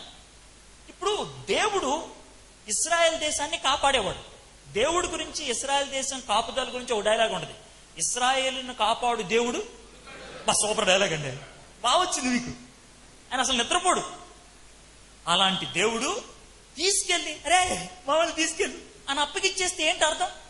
చూడండి 2వ వచనంలో, ప్రభువు యోధా రాజుకు యెహోయాకీముని ఆ రాజు చేతికి అప్పగించెను గనక. అప్పగించడం అంటే తెలుసా? హ్యాండ్ ఓవర్ చేయటం. దేవుడే అప్పగించాడంట. నేను ఎందుకని చెప్తున్నాను సార్, భారతదేశంలో ఉన్నటువంటి క్రైస్తవుల్ని దేవుడు నరేంద్ర మోడీకి అప్పగించాడు. ఇప్పుడు నరేంద్ర మోడీ పొరపాటున రాలా, దేవుడే తెప్పించాడు. అది నువ్వు రారా ఇక్కడ కూర్చో, మా వాళ్ళు కొంచెం సెట్ అవుతారని. అంటే మీరు వేరుగా అనుకుంటారేమో, నా క్లారిటీ ఇస్తున్నాను మీకు. నాకు చాలా ష్యూరిటీ ఉంది, మీకు క్లారిటీ వస్తే చాలు. డైలాగ్ బాగుందా? Okay, clear. సో పొరపాటున రాలా నరేంద్ర మోడీ, దేవుడు తీసుకొచ్చాడు. ఆయన తెచ్చి, రా నువ్వు ఇక్కడ రా, నువ్వే పరిపాలించు అని అన్నాడు. దేవుడు తెచ్చాడు. ఇంకో మాట ఉంది, యెరూషలేము దేవాలయం ఉంది తెలుసా? యెరూషలేము దేవాలయం గురించి దేవుడు ఏమన్నాడు తెలుసా? నా కనుదృష్టి ఎప్పుడు ఎక్కడే ఉంటది, నా హృదయం ఎప్పుడు ఎక్కడే ఉంటది అని అన్నాడు. ఇప్పుడు ఒకవేళ దేవుడి గురించి హృదయం ఎక్కడ ఉంది అని పాట పాడితే యెరూషలేములో ఉంది అనాలి. నిజం, ఇప్పుడు ఉన్న మాట అది. దేవుని హృదయం ఎక్కడ ఉంది అంటే యెరూషలేములో ఉంది అంటాడు. దాన్ని తీసుకెళ్లి దాంట్లో 5,600 బంగారు ఆభరణాలు శత్రువుకి ఇచ్చేశాడు. తీసుకెళ్ళిపోరా, నువ్వు వాడుకో అని తీసుకెళ్ళాడు. దేవుడు ఎందుకు అలా అప్పగిచ్చేశాడు? యెరూషలేము దేవాలయం ఎందుకని నేలమట్టం అయిపోయిందనంటే దేవుడు బుద్ధి చెప్పాలని. నేను ఈ మాటలు మీకు ఎందుకు చెప్తానంటే, ఎన్నిసార్లు చెప్పినా వినకపోతే, ఎన్నిసార్లు చెప్పినా ఎక్కకపోతే దేవుడు మనల్ని సమస్యలకు అప్పగిచ్చేస్తాడు, ప్రాబ్లమ్స్కి అప్పగిచ్చేస్తాడు. ఏమన్నా అర్థం ఉందా? దేవుడు అపవిత్రతకు అంటే ఒక అమ్మ వాళ్ళ 2 సంవత్సరాల బాబుని పేడలో కూర్చోబెట్టినట్లు. అర్థమైంది మీకు? దేవుడు వారిని అపవిత్రతకు అప్పగించింది. ఎందుకని? వాళ్ళ హృదయముల యొక్క దురాశలను తీర్చుకోవడానికి. మాకు కావాలంటే సరిపారా అని వదిలిపాడేశాడు. అదే నోట్ పరిస్థితి. 26వ వచనం చూడండి, రోమా 1:26. అందువలన దేవుడు తుచ్చమైన అభిలాషలకు తుచ్చమైన అభిలాషలు అంటే 26వ వచనం చదివితే మీకు అర్థమవుతుంది. ఇప్పుడు ఫ్రాంక్ గా చర్చ్ అనుకోండి, కొద్దిసేపు చర్చ్ మనం మర్చిపోయి ఫ్రాంక్ గా, అబ్బాయిలు ఎవరు కటింగ్ కొడతారు? అబ్బాయిలు ఎవరికి కటింగ్ కొడతారు? అబ్బాయిలు ఎవరికి కటింగ్ కొడతారు? గట్టి చెప్పండి కదా. ఎప్పుడైనా సరే, ఏ అబ్బాయి అయినా సరే కటింగ్ కొట్టేది అమ్మాయి. ఏ అబ్బాయి అయినా అబ్బాయి కటింగ్ కొడతారు చూసారు మీరు? 26వ వచనంలో చూస్తారు.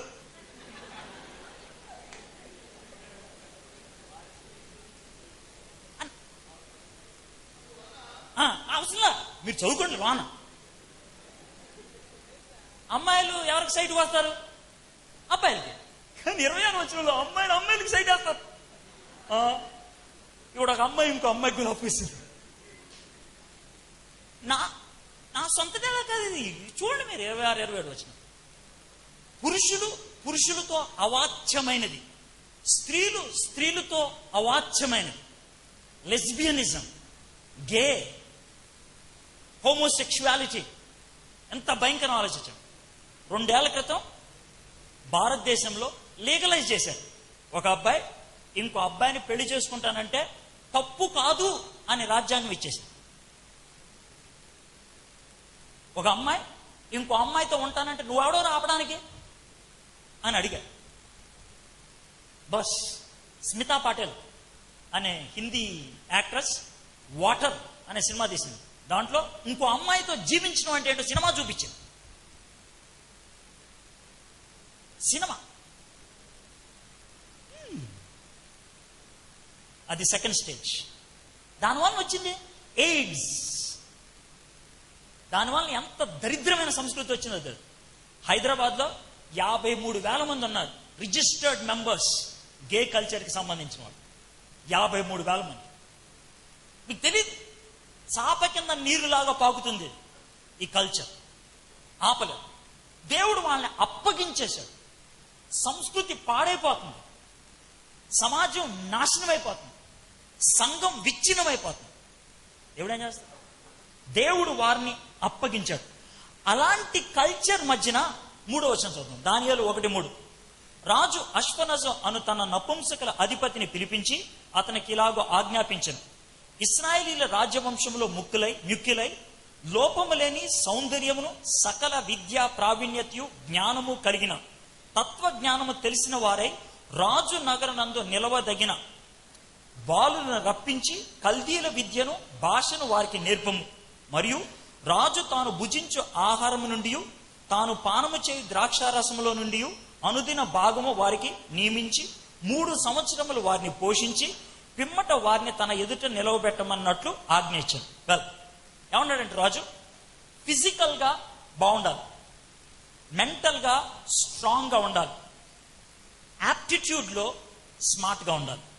ఈ 3 గుణాలు, ఫిజికల్ గా ఫిట్, మెంటల్ గా స్ట్రాంగ్, ఇంటెలెక్చువల్ గా స్మార్ట్. ఈ 3 గుణగణాలు ఉన్నటువంటి కుర్రాలను పట్టమన్నాడు. చాలా మంది కుర్రాలను తెచ్చారు. అందుట్లో మనకు 4 తెలుసు: దానియేలు, షడ్రక్, మెషక్, అబెద్నెగో. 4 తీసుకొచ్చి వాళ్ళకి ఏమేమి నేర్పించమన్నాడు? 1, వాళ్ళ పేర్లు మార్చేయమన్నాడు. 2, వాళ్ళ సబ్జెక్టులు మార్చేయమన్నాడు. 3, వాళ్ళ ఫుడ్ మార్చేయమన్నాడు. నా ఇప్పుడు ఇంపాక్ట్ అనే పాయింట్ దగ్గరకు వస్తున్నాడు. వాళ్ళ పేర్లు మార్చారు. పేరు ఒక విషయం అనుకుంటారు, నా పేరును బట్టి సమాజం మీద ఇంపాక్ట్ వస్తుంది అనుకుంటారు. రాదు. పేరు బట్టి ఎవరికి సమాజం మీద ఇంపాక్ట్ రాదు. సచిన్ టెండూల్కర్ అని నేను పేరు పెట్టుకున్నాను అనుకో, అరే సచిన్ వస్తున్నాడు రా అని అంటాడు ఎవడన్నా? రాడు. పేరు కాదు, లైఫ్. కాబట్టి దానియేలుకి బెల్తషాజర్ అని పేరు పెడితే ఆమె ఫీల్ అయ్యాడా? సరే పెట్టుకో అని అన్నాడు. మైఖల్ అసలు పేరు మైఖల్. మిషాయల్ అంటే ఏంటి తెలుసా? యెహోవాయే అసమానుడు. ఆయనకి మెషక్ అని పేరు పెట్టాడు. అంటే ఏంటి తెలుసా? అకు అనే దేవుడే అసమానుడు. అంటే నీ పేరేంట్రా అని అంటే, నా పేరు సార్ క్రీస్తుదాస్ సార్ అని పెట్టాడు. ఆవిడ చెప్పాడు, ఏం పేరు అనేది? క్రీస్తుదాస్. చెయ్యి, ఇక్కడ నుంచి నీ పేరు క్రీస్తుదాస్ కాదురా, నీ పేరు రామదాస్. ఓకే సార్, పెట్టండి సార్, రామదాస్ పెట్టండి, నాకేం పని, నీ ఇష్టం, నువ్వు ఏ పేరన్నా పెట్టుకో. పేరు ఇంపార్టెంట్ కాదు, లైఫ్ ఇంపార్టెంట్. సో పేరు మారిస్తే ఆమె ఫీల్ అయ్యారా? లేదు. 2, వాళ్ళ సబ్జెక్టులు మార్చేశారు. రైట్, మా లాంగ్వేజ్ నేర్చుకుంటారా? Okay sir. మా కల్చర్ నేర్చుకోండి. ఓకే సార్, మీ కల్చర్ నేర్చుకుంటాం, మీ లాంగ్వేజ్ నేర్చుకుంటాం, ఏమన్నా నేర్చుకుంటాం. అయితే మాకు టెన్షన్ లేదు. ఎందుకు తెలుసా? మాకు రైట్ ఏంటో తెలుసో, రాంగ్ ఏంటో తెలుసు. రైట్ ఏంటో తెలుసో, రాంగ్ ఏంటో తెలుసు. ఇది రైట్, ఇది రాంగ్ అని తెలుసు. కాబట్టి ఏమైనా మేము చదవగలం. రామాయణం చదివా, మహాభారతం చదివా, భగవద్గీత చదివా, ఖురాన్ చదివాను. భగవద్గీత మీద నేను థీసిస్ ప్రజెంట్ చేశాను. మొత్తం 720 శ్లోకాలు చదివి దాంట్లో ఉన్నటువంటి సెంట్రల్ కాన్సెప్ట్ ఇది అని థీసిస్ ప్రజెంట్ చేశాను. ఎటువంటి టెన్షన్ లేదు నాకు. అది చదివితే ఏమైపోద్దాను. 114 అధ్యాయాలు ఉన్నటువంటి ఖురాన్ని 2-3 టైమ్స్ చదివా. పెద్ద ఇష్యూ ఏం కాదు. ఏ అంటే చదివాడని చెప్పుకోవడానికి రైడ్ వేస్తున్నాడు రా అనుకుంటారు మీరు, నాకు తెలుసు కొంతమంది. నేను ఎందుకు చదవాల్సి వచ్చిందంటే, నేను ఎంఏ హిందూయిజం చేశాను కాబట్టి పార్ట్ ఆఫ్ మై సబ్జెక్ట్ అది. ఎంఏ రిలీజియన్స్ చేశాను, పార్ట్ ఆఫ్ మై సబ్జెక్ట్ అది. కాబట్టి పెద్ద కష్టమేం కాదు. పైథాగరస్ సిద్ధాంతం వచ్చు అని అంటే 8వ క్లాస్ చదివితే వస్తుంది, ఎందుకు రాదు? అదేవిధంగా ఎంఏ చదివితే వస్తుంది. సో అది పెద్ద విచిత్రమైన విషయం కాదు. అయితే నేనేమన్నా అంటే, అది చదివినా నాకు పెద్ద టెన్షన్ ఏం లేదు.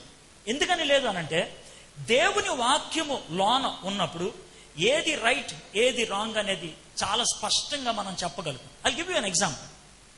దేవుని వాక్యం మీలో ఉండాలి ఈ మూమెంట్లో అని ఎందుకు అన్నానంటే, నెక్స్ట్ ఇయర్ నుంచి మన ఎడ్యుకేషన్ సిస్టంలో మారుస్తారు. వాస్తు తీసుకొస్తారు, యోగా తీసుకొస్తారు, ఎస్ట్రాలజీ తీసుకొస్తారు. అవి ఏవి శాస్త్రీయమైనవి కావు. యోగా శాస్త్రమైందా? కాదు. ఎస్ట్రాలజీ శాస్త్రమైందా? కాదు. వాస్తు శాస్త్రమైందా? కాదు. ఏమీ కాదు. కానీ తీసుకొచ్చి పడేస్తారు. నువ్వు చదవరా అని అంటారు. చచ్చినట్లు చదవాల్సిందేను. అవి చదివి అది నీ మీద నెగిటివ్ ఇంపాక్ట్ పడకుండా చేసుకోవాలనుకుంటే నీలో దేవుని వాక్యము జాగ్రత్తగా ఉండాలి. 119వ కీర్తనలో, ఇదే 119వ కీర్తనలో ఒక మాట అంటాడు, నేను పాపము చేయకున్నట్లు నీ వాక్యము నా హృదయంలో ఉంచుకున్నాను అంటాడు. నువ్వు దేవుని వాక్యాన్ని చదవకపోతే లోకంలో కలిసిపోతావు, డౌట్ లేదు. నువ్వు దేవుని వాక్యాన్ని అధ్యయనం చేయకపోతే లోకంలో కలిసిపోతావు. నిన్నెవ్వడో ఆపలేడు. Nobody can stop you. ఒక ఫన్నీ ఇన్సిడెంట్ చూపిస్తాను మా ఇంట్లో. చాలా ఏళ్ల క్రితం జరిగింది, మేబీ 5-6 years క్రితం అనుకుంటాం. మా పెద్ద పాప అప్పుడు మేబీ 6th క్లాస్, మా చిన్న పాప అప్పుడు 1st or 2nd క్లాస్. వాళ్ళిద్దరి మధ్యన గొడవ జరుగుతుంటే చిన్నది నా దగ్గరికి వచ్చింది, షైనీ. పాప, అక్క నన్ను చూడనివ్వట్లేదన్న. ఏంటన్న? ఒక టీవీలో సీరియల్ ఒకటి వస్తుంది, అది చూడనివ్వట్లేదన్న. అంటే ఏం సీరియల్ అమ్మా అన్న? చోటా భీమ్ అన్న. దానికి ఇష్టం చోటా భీమ్ అని. అంటే ఏంటమ్మా అదనంటే యానిమేషన్ పాప బాగుంటుంది అన్న. అప్పుడు నేను అన్న, యానిమేషనే కదా షారన్ చూడని అన్న. పప్ప వద్దు, అది మంచిది కాదు అన్న. యానిమేషన్ కదా, ఏంటి మంచిది కాదంటే వచ్చి చూడను అంటే ఓ పక్కన షారన్, ఇంకో పక్కన షైనీ, మధ్యలో కూర్చొని చూస్తున్నాం. ఆ రోజు స్టోరీ ఏంటంటే పిల్లలు ఏదో ఆడుకుంటున్నారు, బంతి ఒకటి పోయింది. దానికోసం వెతికిలాడుతూ చాలా టెన్షన్లో కూర్చుంటారు. ఎవడో ఒకడు అంటాడు చోటా భీమ్ వస్తే దొరుకుద్దని. ఆడు వస్తాడు గాల్లోంచి ఎగురుకుంటూ, వచ్చి మొత్తానికి బాల్ ఎతికిచ్చేస్తాడు. ఆడివ్వంగానే ఆడు వెళ్ళిపోతాడు. ఇదంతా జై భీమ్ అనుకుంటే వెళ్ళిపోతారు. అది ఎపిసోడ్ అయిపోయింది. అది చూడంగానే నాకు కూడా కొంచెం బాధ అనిపించింది. ఇంత చిన్నది, అది చూస్తే ఏ విధంగా ఫీల్ అవుతుందా అని ఎలా చెప్పాలో అర్థం కాక షైనీ వద్దులే అన్నాను. అని అంటే మా షైనీ 2 questions అడిగింది. ఆ 2కి నేను జవాబు చెప్పలా. నెంబర్ 1 ఏ అన్నది. సింపుల్ క్వశ్చన్, ఏ ఎందుకు చూడకూడదు. రెండో క్వశ్చన్ ఇంకా టఫ్, నువ్వు కూడా చూసావుగా ఎప్పుడు అన్నది.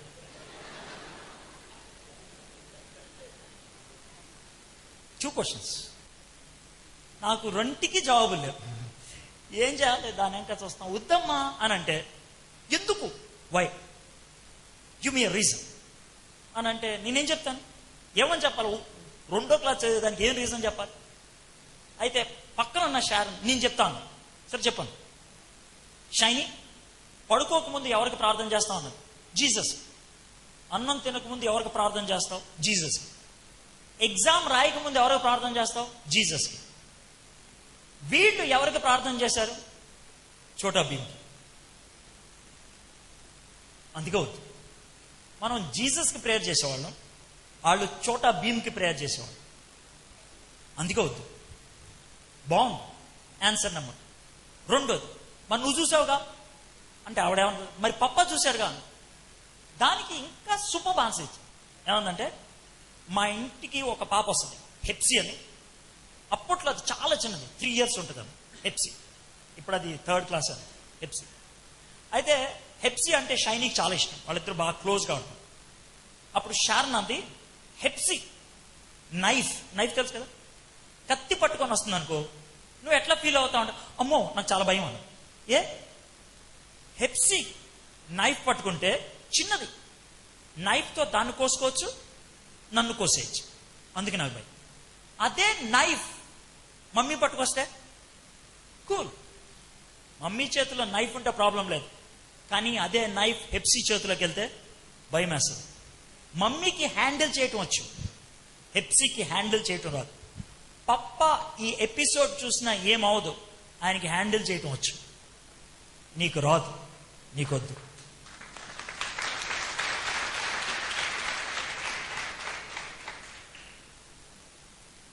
So when you have the word of God, దేవుని వాక్యం హృదయంలో ఉంటే దునియాని హ్యాండిల్ చేయొచ్చు,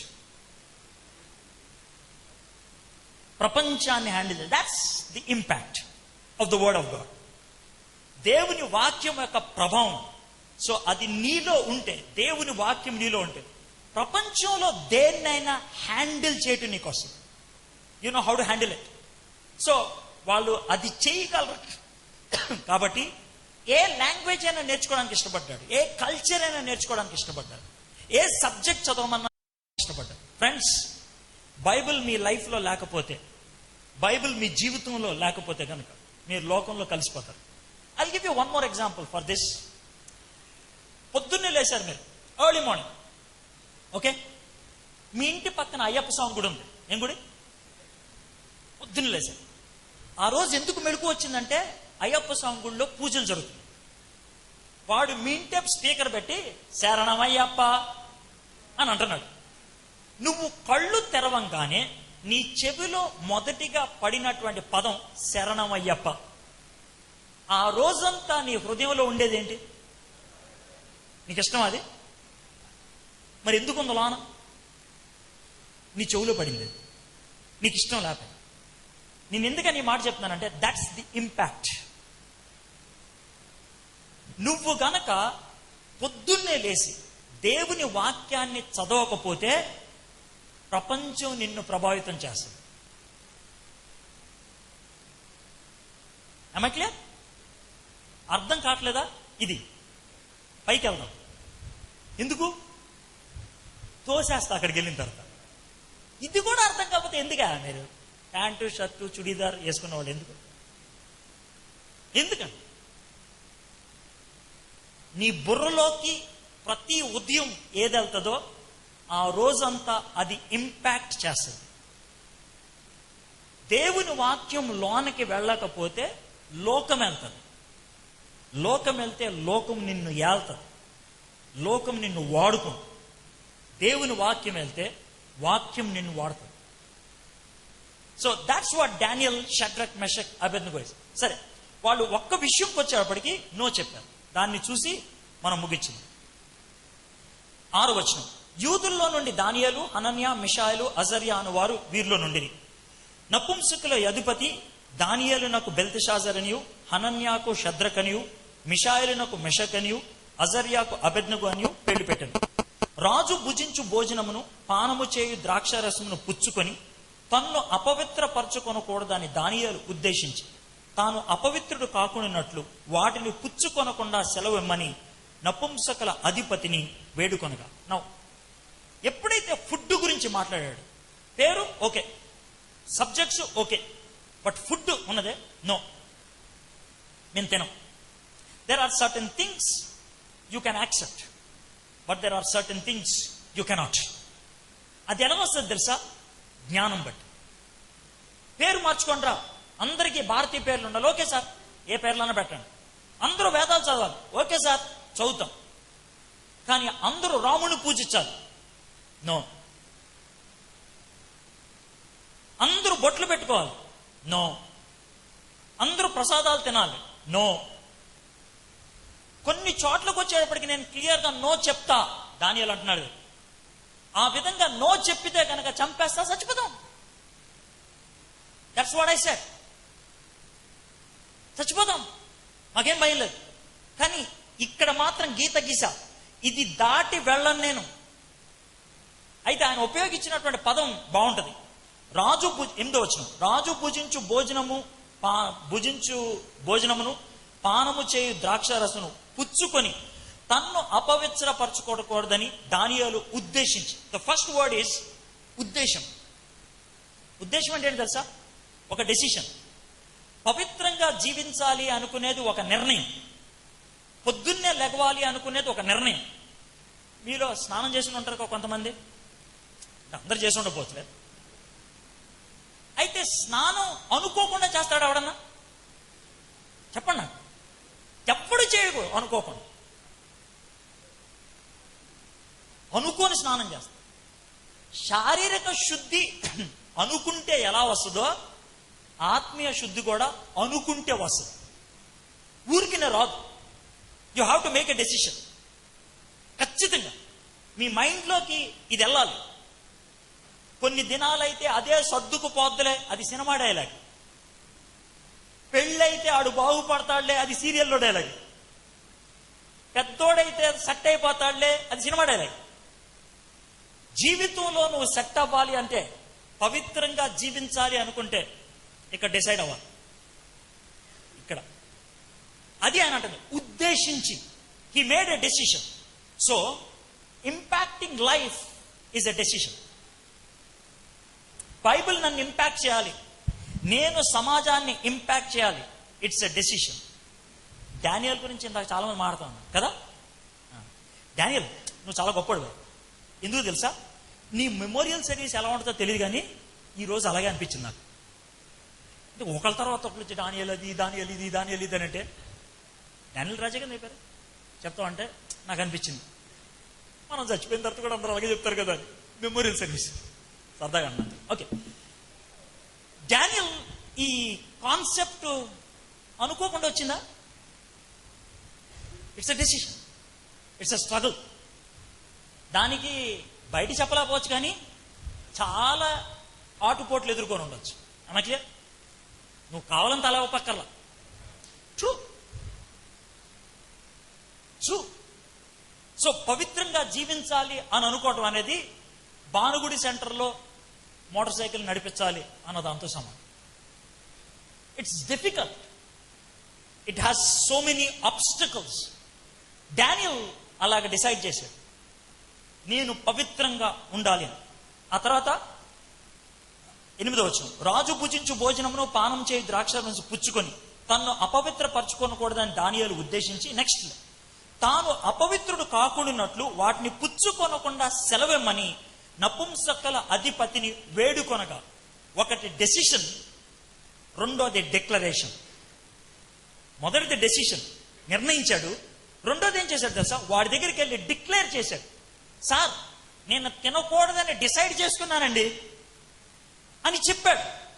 కొంతమంది ఉంటారు కుర్రోళ్ళు, ఇలాంటి మీటింగులకు వచ్చినప్పుడు పవిత్రంగా ఉండాలి అని డిసైడ్ చేసుకుంటారు, కానీ ఎవ్వడికీ చెప్పరు.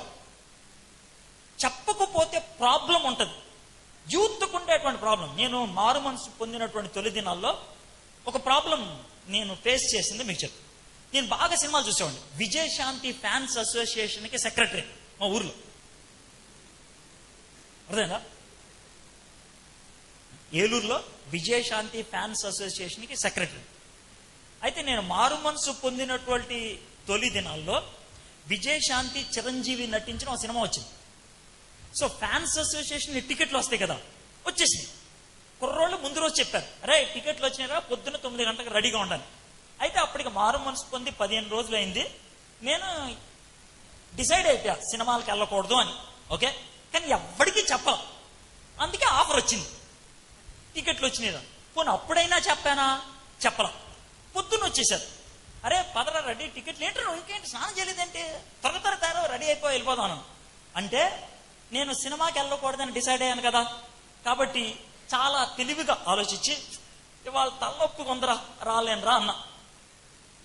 ఆ డైలాగులో 2 ప్రాబ్లమ్స్ ఉంటాయి. ఏంటంటే చెప్పగలరా? నాకు ఈరోజు తలనొప్పిగా ఉందరా రాలేనరా అని అన్నా. ఆ డైలాగులో 2 ప్రాబ్లమ్స్ ఉంటాయి, చెప్పగలుగుతారా? అంటే రేపు వస్తాననే కదా, ఈ రోజు రాను, రేపు వస్తాను. రెండోది, తలనొప్పి లేదు, ఇప్పుడు వస్తుంది. ఏమా క్లియర్? అయితే ఆ 2 చెప్పాను నేను ఆ రోజు చెప్పాను, నాకు తలనొప్పి కొందరా నేను రాను ఈ రోజు. దాంతో నెక్స్ట్ డే మళ్ళీ ఆఫర్ వచ్చింది, వస్తూనే ఉంటుంది. అయితే 2 రోజులైన తర్వాత చెప్పా, నేను సినిమాలు మానేద్దాం అనుకుంటున్నాను రాని. సినిమాలు చూద్దాం అనుకుంటున్నామంటే ఎప్పుడు ఏమండో ఏ సినిమాకి వెళ్ళాలో చెప్తారు. సిగరెట్ తాగుదాం అనుకుంటున్నామంటే ఎప్పుడేమండు ఏ బ్రాండ్ మంచిదో. కానీ మానేస్తానంటే మాత్రం ఎర్రగా పడి నవ్వుతారు. ఎప్పుడైనా సార్ సినిమాలు మానేస్తానంటే, అబ్బో పవిత్రుడు అయిపోయావా, ఎన్ని రోజులు ఉంటావో చూస్తానులే. అయినా సినిమాలు చూడటం తప్పని ఎక్కడ ఉందిరా? ఈ డైలాగులన్నీ అప్పుడు వస్తాయి. మానేస్తానంటే ఎప్పుడు మెచ్చుకోడు, మానేస్తానంటే ఎప్పుడు స్వాగతం పలకడు. ఇక్కడ వీళ్ళు అన్నారు, మేము తాగం, బట్ దే డిక్లేర్. మీకు ఎందుకు చెప్తున్నాను తెలుసా? When you make a decision, be bold to declare. When you make a decision, be bold to declare. యేసుక్రీస్తు ప్రభువారు అందుకే ఏమన్నాడు తెలుసా? డెసిషన్ అనేది ఇన్విజిబుల్, డిక్లరేషన్ అనేది విజిబుల్. డెసిషన్ కనబడుతుంది ఎవరికన్నా? కనబడదు. డిక్లరేషన్ కనబడుతుంది.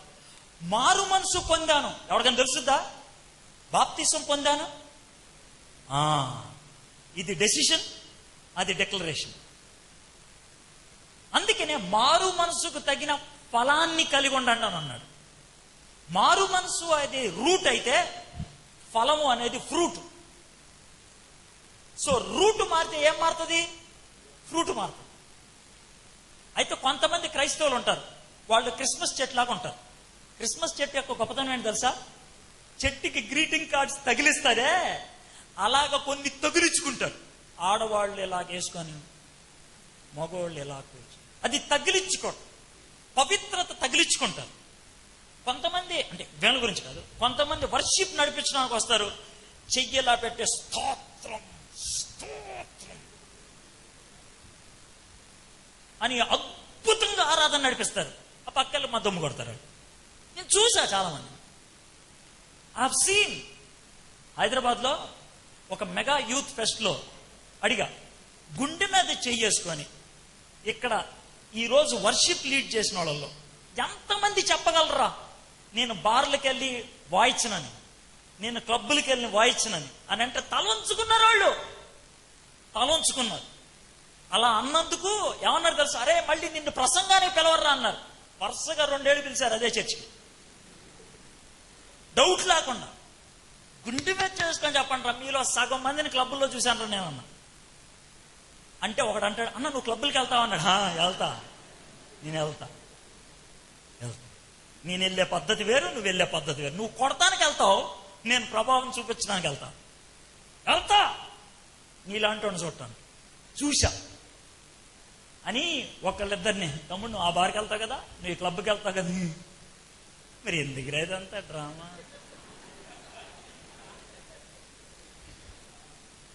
వద్దమ్మా, తగిలించుకోదు. ఓకే, ఇంతకాలం తగిలించుకునేటువంటి దినాలు నడిచిపోయాయి. ఓకే, మనోడు వచ్చాడు. ఎవరు? నమో నరేంద్ర మోడీ. చింపేస్తాడు ఆయన. జై శ్రీరామ, ప్రైజ్ ద లార్డ్, ఈ 2 ఆటలు ఏదో డిసైడ్ అయిపో ఉంటాడు. నీ ఇష్టం. నువ్వు ప్రైజ్ ద లార్డ్ అంటూ అటు ఇటు తిరిగితే కుదరదు. డిసైడ్ అయిపో. చివరికి 3వది ఏమంటారు సార్? ఆ మాట చెప్పేటప్పటికి రాజుగారు ఒక ఆజ్ఞ ఇస్తే ఆ ఆజ్ఞను ధిక్కరించాడు. కానీ ఒక మాట చెప్పండి, ఎప్పుడైతే ధైర్యంగా ఆ మాట చెప్పాడు, 9వ వచనం ఆ తర్వాత చూసేది ఏంటో సార్, ఎప్పుడైతే బోల్డ్గా ఇష్టపడ్డాడు చెప్పాడో దేవుడు అతనికి సహాయం చేశాడు. ఎలా తెలుసా? ఆ నపుంసకుల అధిపతికి దానియేలు మీద దయ కలిగేటట్లు చేశాడు. దయ ఎలా చేయనురా ఇది? పుట్టుకు పెట్టకుండా ఎలాగరానంటే, సార్ ఒక 1 వారం రోజులు చూడండి సార్, సర్లే 1 వారం రోజులు చూస్తాం. దయ కలిగేటట్లు చేశాడు. నేను ఒక మాట చెప్తాను.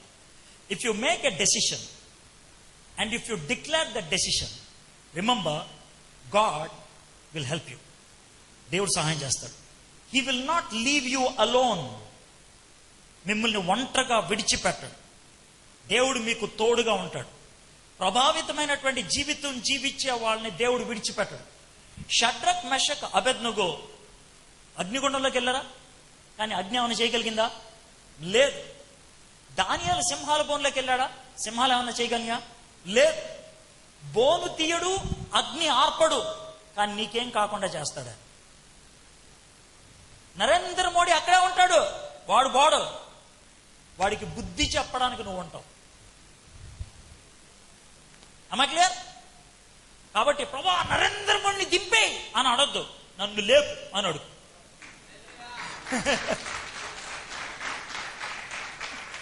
అమ్మా క్లియర్? ప్రభా మా దేశాన్ని మార్చు అనొద్దు, నన్ను మార్పు తెచ్చేవాడిగా చెయ్యి ప్రభు అని అడుగు. That's impact. నన్ను మార్పు తెచ్చేవాడుగా చేయి. Let me be a man or a woman who impacts this country. ఈ దేశాన్ని ప్రభావితం చేసి దానియేలు, షడ్రక్, మెషక్, అబెద్నెగో 4 కుర్రోళ్ళు అంతే 127 దేశాన్ని ప్రభావితం చేశారు. 127 కంట్రీస్ 4 ప్రభావితం చేశారు. ఈ ఒక్క దేశం, ఒకవేళ భారతదేశంలో 1,00,000 మంది దానియేలు లాంటి క్రైస్తవులు ఉంటే నా ఉద్దేశ ప్రకారం 1 రోజుల్లో దేశం మారిపోతుంది. డౌట్ లేదు. కానీ దేవుడు అటువంటి వాళ్ళ కోసం కోరుతున్నాడు. మీరు అటువంటి వాళ్ళు అవడానికి ఇష్టపడుతున్నారా? మీరు అటువంటి ఇంపాక్టింగ్, ఈ కాన్సెప్ట్ అది.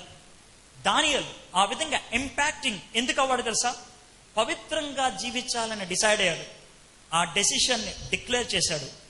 దేవుని యొక్క సహాయాన్ని పొందాడు. ఆయన ఇంపాక్ట్ చేయగలిగాడు. In the same way you can also. మీరు కూడా చేయగలుగుతారు. ఎప్పుడు తెలుసా? When you make a decision to live a holy life. పవిత్ర జీవితాన్ని జీవించడానికి ఇష్టపడినప్పుడు దేవుడు ఎలా సహాయం చేస్తాడో నాకు తెలియదు. దేవుడు ఎలాంటి కృప చూపిస్తాడో నాకు తెలియదు. I give you 1 example. దేవుడు నా లైఫ్లో సహాయం చేసిన విషయం. కొత్తగూడెంలో గుడ్ ఫ్రైడేకి ఈస్టర్కి మధ్యన సాటర్డే ఉంటుంది. ఆ సాటర్డే ఒక మీటింగ్ పెట్టారు సెయింట్ మేరీస్ కాన్వెంట్లో, కొత్తగూడెం సెయింట్ మేరీస్ కాన్వెంట్. ఆ ప్రోగ్రామ్ ఏంటి తెలుసా? Did Jesus rise again? యేసు ప్రభు తిరిగి లేచాడా? Your questions would be answered. మీ ప్రశ్నలకు జవాబులు ఇస్తాం. ఇచ్చారు. ఈవినింగ్ 6:30కి మీటింగ్. చాలా మంది ఎక్స్పెక్ట్ చేస్తా ఉన్నాం ఒక ముస్లిం ముల్లాని స్టేజ్ మీద కూర్చోబెట్టబోతాం. ముస్లిం ముల్లాని, ఎందుకంటే ఖురాన్ నుంచి ఆయన డిబేట్ చేస్తానన్నాడు. ఏమని? యేసు ప్రభు తిరిగి లేవలేదని నేను ప్రూవ్ చేస్తానన్నాడు, నేను దాన్ని కౌంటర్ చేస్తానన్నాడు. సో చాలా మంది ఆ యొక్క డిబేట్కి రావడానికి ఇష్టపడ్డారు. గుడ్, బాగా. 5:30కి నాకు ఎస్ఎంఎస్ వచ్చింది. 5:30కి ఏమని ఎస్ఎంఎస్ వచ్చింది తెలుసా? నువ్వు మాట్లాడితే స్టేజ్ కింద బాంబు ఉంది అని. బాంబు. నువ్వు దాన్ని సీరియస్గా తీసుకోవాలా, లైట్ తీసుకోవాలా? లైట్ తీసుకుంటే బాంబు ఉంటే నాతో పాటు అందరూ పోతారు. సీరియస్గా తీసుకొని నీ మీటింగ్ ఆపేస్తే ఓడిపోతాం. ఏం చేయాలో అర్థం కాల. 5:30కి జరిగింది. 3 minutesలో డెసిషన్ తీసుకున్నాం. ప్రార్థన చేశా. ఆ మీటింగ్ అరేంజ్ చేసిన ఆయన పేరు నిరీక్షణ్. ఆయన పిలిచా, అన్న ఇది మెసేజ్ అన్న. అంటే నాకు ప్రభాకర్ తెలుసు, ప్రభాకర్కి ఫోన్ చేస్తా అన్నాడు. ప్రభాకర్ ఎవరు తెలుసా? అప్పుడు స్వరంజీత్ అని ఐజీ ఉండేవాడు. ఐజీకి ఆయన సెక్రటరీ. ప్రభాకర్ ఫోన్ చేశాడు, ఇది విషయం అన్నాడు. ఆయన అన్నాడు, నేను ఐజీ గారితో మాట్లాడి ఏ విషయం చెప్తానన్నాడు. 5:40కి ఐజీ గారితో మాట్లాడాడు. ఆయన అన్నాడు, మీటింగ్ క్యాన్సిల్ చేయమనండి అని అన్నాడు. నో సార్, మీటింగ్ జరగాలి. సరే బాంబ్ స్క్వాడ్ని పంపించండి అన్నాడు. లో సార్, డిస్టర్బ్ అయిపోతారు. ఏం చేయాలి మనం? సరే 5:45కి వాళ్ళు ఒక డెసిషన్ తీసుకున్నారు. ఏమన్నా తెలుసా? పోలీసుల్ని మఫ్టీలో పంపించి స్టేజ్ దగ్గర బాంబు ఉందేమో స్నిఫర్ డాగ్ని పెట్టండి అన్నారు. స్నిఫర్ డాగ్ అంటే డాగ్ వెళ్ళి వాసన చూసి వస్తుంది. స్నిఫర్ డాగ్ వెళ్ళి ఐడెంటిఫై చేసిన బాంబు ఉంది. 6:50కి బాంబు చూశారు. 6:55కి బాంబుని ఐడెంటిఫై చేశారు. ఇదిగో సార్ బాంబు అన్నాడు. 7:25కి టైమర్ పెట్టారు. 7:25కి బాంబు పేలుతుంది. ఏం చేయమంటారు సార్? డిఫ్యూజ్ చేసేయండి అన్నారు. చేస్తారు. డిఫ్యూజ్ ఇమీడియట్గా చేశారు. చేసిన తర్వాత దాన్ని తీసుకెళ్ళిపోతాం అని అంటే ప్రభాకర్ గారికి ఫోన్ చేశాను. సార్ మీరు ఏమనుకోనంటే ఒక చిన్న రిక్వెస్ట్ సార్ ఏంటన్నా, మీటింగ్ అయ్యేదాకా ఆ బాంబు అక్కడే ఉంచాను సార్ అన్న. ఏంటి మాట్లాడుతున్నారు అంటే డిఫ్యూజ్ అయిపోయింది సార్, బాంబు ఉంచాను. ఓకే, రిక్వెస్ట్ చేస్తే చాలాసేపు మాట్లాడిన తర్వాత ఒప్పుకున్నారు. 7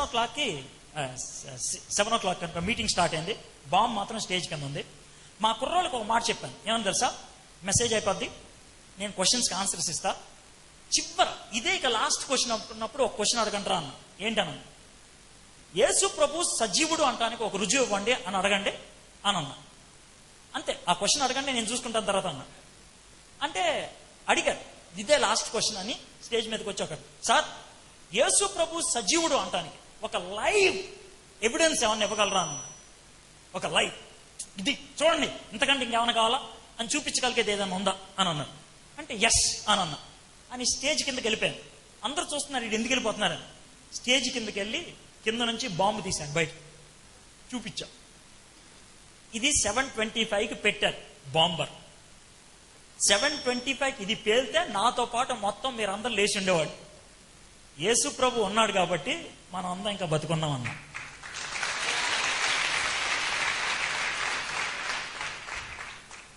ఆయన ఉన్నాడు కాబట్టి మనం అంతా ఇంకా బతుకున్నాం.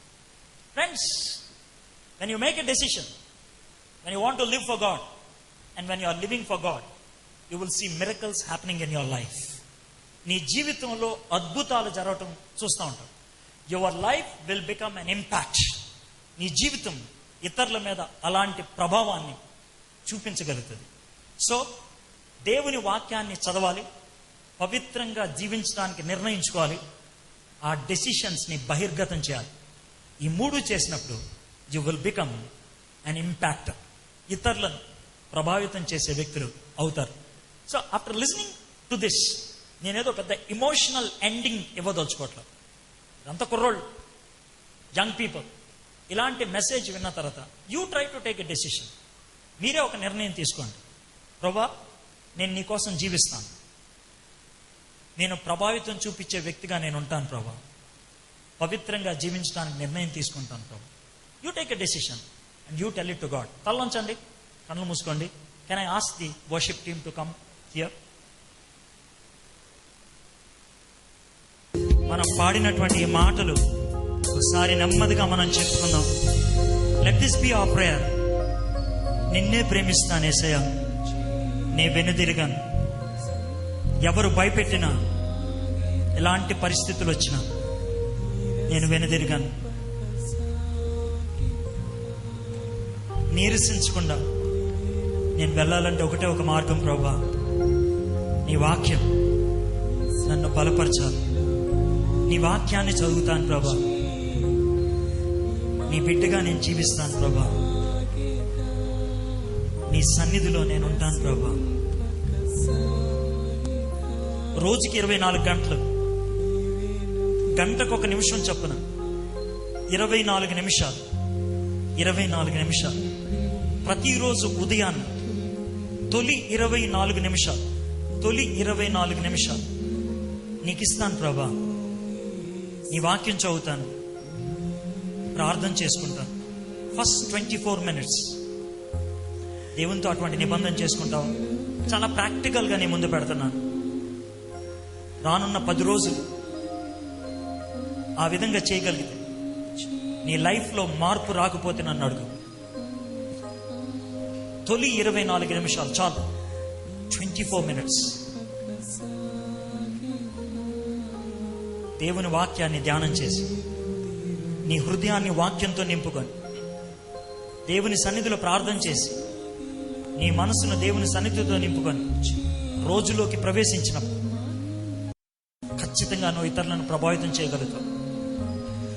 అలాంటి జీవితాన్ని దేవునికి ఇవ్వాలని ఆశపడుతున్నట్లయితే ఒక డెసిషన్ తీసుకో, ఒక నిర్ణయం తీసుకో.